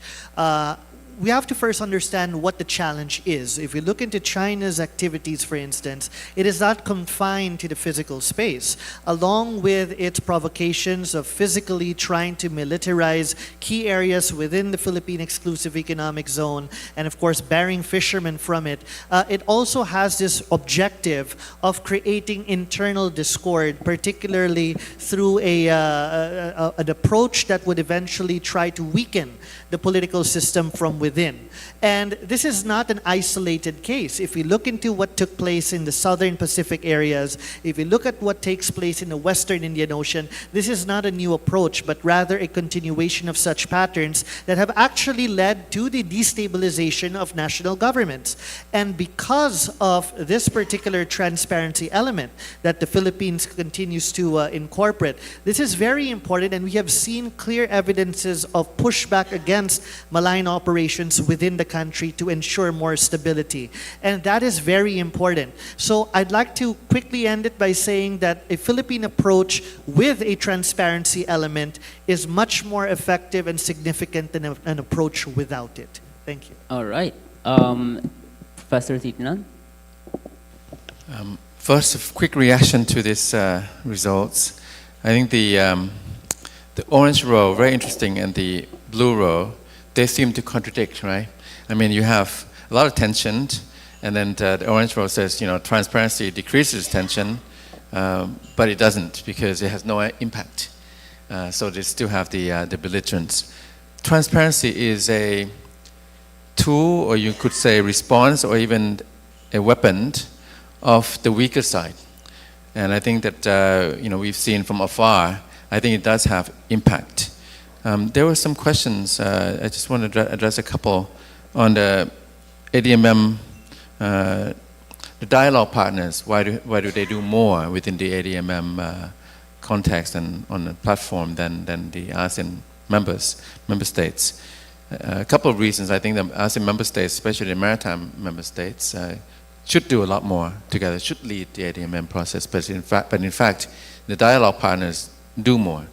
And partly because the dialogue partners want to do those things without, they don't have a broker for it, or a bridge for it. So I think the ADMM serves that purpose very well. And in fact, the ADMM does a lot of programmatic, practicable work programs that should be expanded and continued. On the ASEAN reforms, I mean, we're talking more and more about it more often, and it's like talking about a UN reform. It doesn't take place. But I think for ASEAN reform, it's more promising because I think ASEAN can do something about it. So the answer is all of the above, right? The ASEAN Charter, all the whole way of thinking about ASEAN. I don't think it's ASEAN minus X. I think that's passé. Remember that ASEAN, as we know it, has only been around since 1999, right? When Cambodia joined. And ASEAN, for a long time was just the ASEAN Original Five until 1984. In 1995, Vietnam was in. 1997 was Burma, Myanmar, and Laos. So ASEAN is only 26 years old, the way that we have understood ASEAN. The minus X was the initial response to the expansion. I think now we have to think about, I think that the ASEAN Original Five plus X, not the ASEAN as we know it, minus X, but the Original Five plus X could get a lot more done. But I think the point is that the ASEAN 10 is no longer what we understand it to be. I have written some articles about the end of ASEAN as we know it being the Myanmar coup and civil war that takes Myanmar out of action, out of commission. Myanmar is not included in the ASEAN summits anymore. So ASEAN, as we understand it, is no longer the case. So I think it's Original Five plus X. All right, so Original 5 plus X rather than ASEAN 10 minus X. So, Ping, and then we'll take one question from our young leader back there, Lee. Ping? Okay, so very quickly, I think to build trust, we also need to build trust among the different government agencies as well. So another story from the Malaysian side on the MSP is actually our Navy have to persuade the government the importance of making it work. So that's one example. And also the fact that each ASEAN member state have maritime exercise with external partners rather than we selectively have maritime exercise with our closest neighbors, but not the other ASEAN member states. So there's many layers and multiple track of trust building channel that we should think about. And next one is about the type of reform that we should see at the ASEAN level. I seriously think ASEAN Political Security Directorate need to consider some issues that need to move past the status quo situation or the non-interference principle, because the security problems has become so dire that we need to work together rather than not talking about or facing those problems. And the next one about, I really agree with Mr. Lopez about China tries to control the information space in the maritime domain. So I think to jointly enhance our maritime domain awareness within ASEAN framework is very, very important. As for the transparency initiative, I think it should be done selectively rather than full exposure, because I was surprised by the question result, the poll result here have no impact of China's because actually they are quite angry, they are very frustrated, and they actually, in response to Philippines' transparency initiative, China is going to normalize confrontation with Philippine Coast Guard. And from my personal perspective, I don't think this is a good trajectory for us to work on. Malaysia did expose China when they first maintained long-term presence in our Luconia shoal. And also they used the tourist identity to visit our Swallow Reef and our other features. And thereby we enhance our security measures, such as requirement for application before allowing foreign tourists to visit our occupied features. So I think there are so many layers that we need to consider, and I would like to hear from young leader and what kind of question they have. Ping and I started, I think, as young leaders, so we value the voices of our young leaders here in the room. We're still young, but please. Thank you so much. So I have this question addressed to Ajahn Kitinan. We mentioned a lot about reframe of ASEAN, and ASEAN has established, like, in the midst of great power rivalry, whether it is between the US and USSR or between US and China, and we have moved forward many decades with the concept of ASEAN centrality. Sometimes it might be the best options, but sometimes it is ineffective. So in the future, moving forward, do you think the concept of ASEAN centrality or currently is still relevant, or do we need a reform? Thank you. One more, Isaac. Thank you so much. I have two questions, but due to the interest of time, our panelists can just answer one of them. So the first one is, given the persistent challenges, what are the most significant internal limitations of the ASEAN Way that need to be overcome to advance the maritime security agenda? And then the second one, given the challenges, what constitutes a realistic and achievable outcome for ASEAN's efforts to promote the rule of law in the South China Sea in the next, perhaps, let's say, 3 to 5 or 5 to 10 years? Thank you. All right. So, Professor Titinan? Well, for ASEAN centrality to regain its footing and to become a force to reckon with again for modality of working around the region, the ASEAN Way has to be reformed. You mentioned the, back in the Cold War and the current situation. There's something to it if you think about it. ASEAN was divided back in the Cold War. Indochina, regional 5, and now it's divided again because of US and China. So you can think of it this way: when the major powers are at peace, relative peace, and in relative balance, that's when ASEAN does well, right? Over the last 35 years. Does well as a buffer among the major powers, as a bridge between them, and as a broker for them. But when the major powers are in conflict, like we're seeing now, ASEAN's divided. And to bridge that division, we need the reform.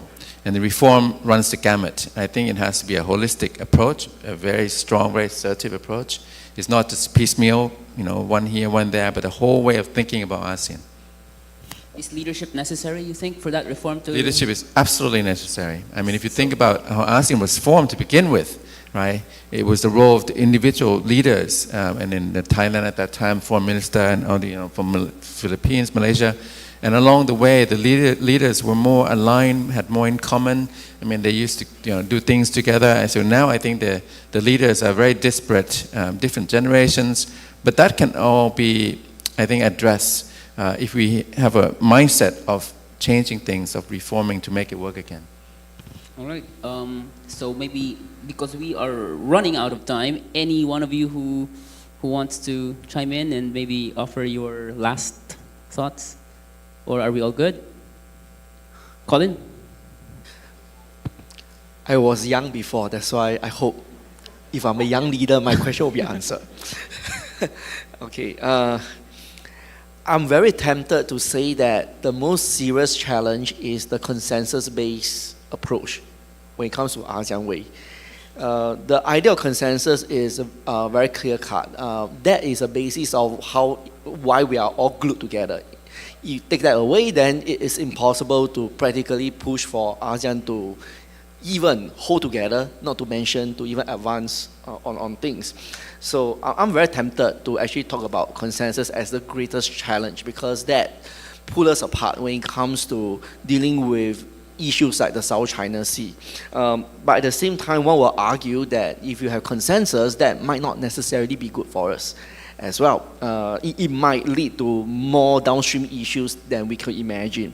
When it comes to the other question about the next 5 to 10 years, I would think ASEAN might want to focus on promoting rule of law than the term called rules-based order. I think rule of law is something that is probably more universal and acceptable to ASEAN member states. But the challenge here is that we have divergences when it comes to even our interpretation of UNCLOS. So I think this is something that will require in the next 5, 10 years, if we want to promote more cooperation, we need to come together, have a frank discussion, and hopefully we could harmonize our national approaches on that. Thank you. The good thing about emphasis on UNCLOS is that all 10 member states of ASEAN, I think, have ratified the convention. But that's not to say that the convention is the be-all and end-all of things, that it can resolve everything.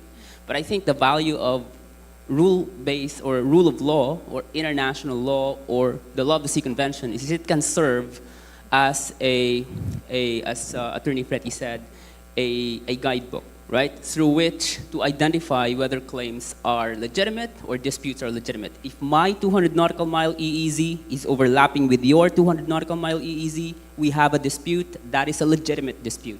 But if my 200 nautical mile EEZ is overlapping with your lines that are not based on international law, then that does not allow compromise and cooperation. And I think the bottom line is, the good thing is that in ASEAN, I think there is a consensus. Every member state has ratified the convention.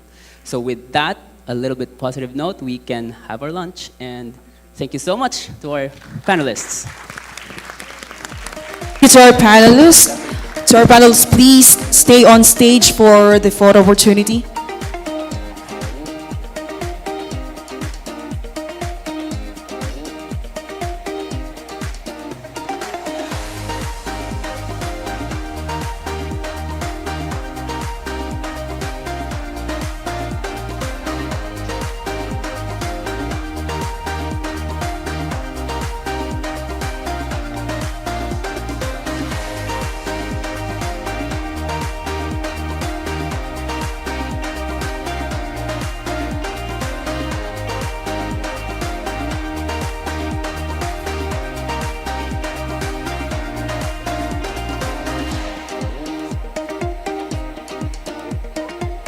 Once again, a warm round of applause to our panelists.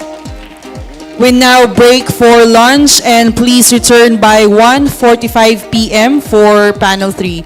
Enjoy your lunch, ladies and gentlemen. Thank you.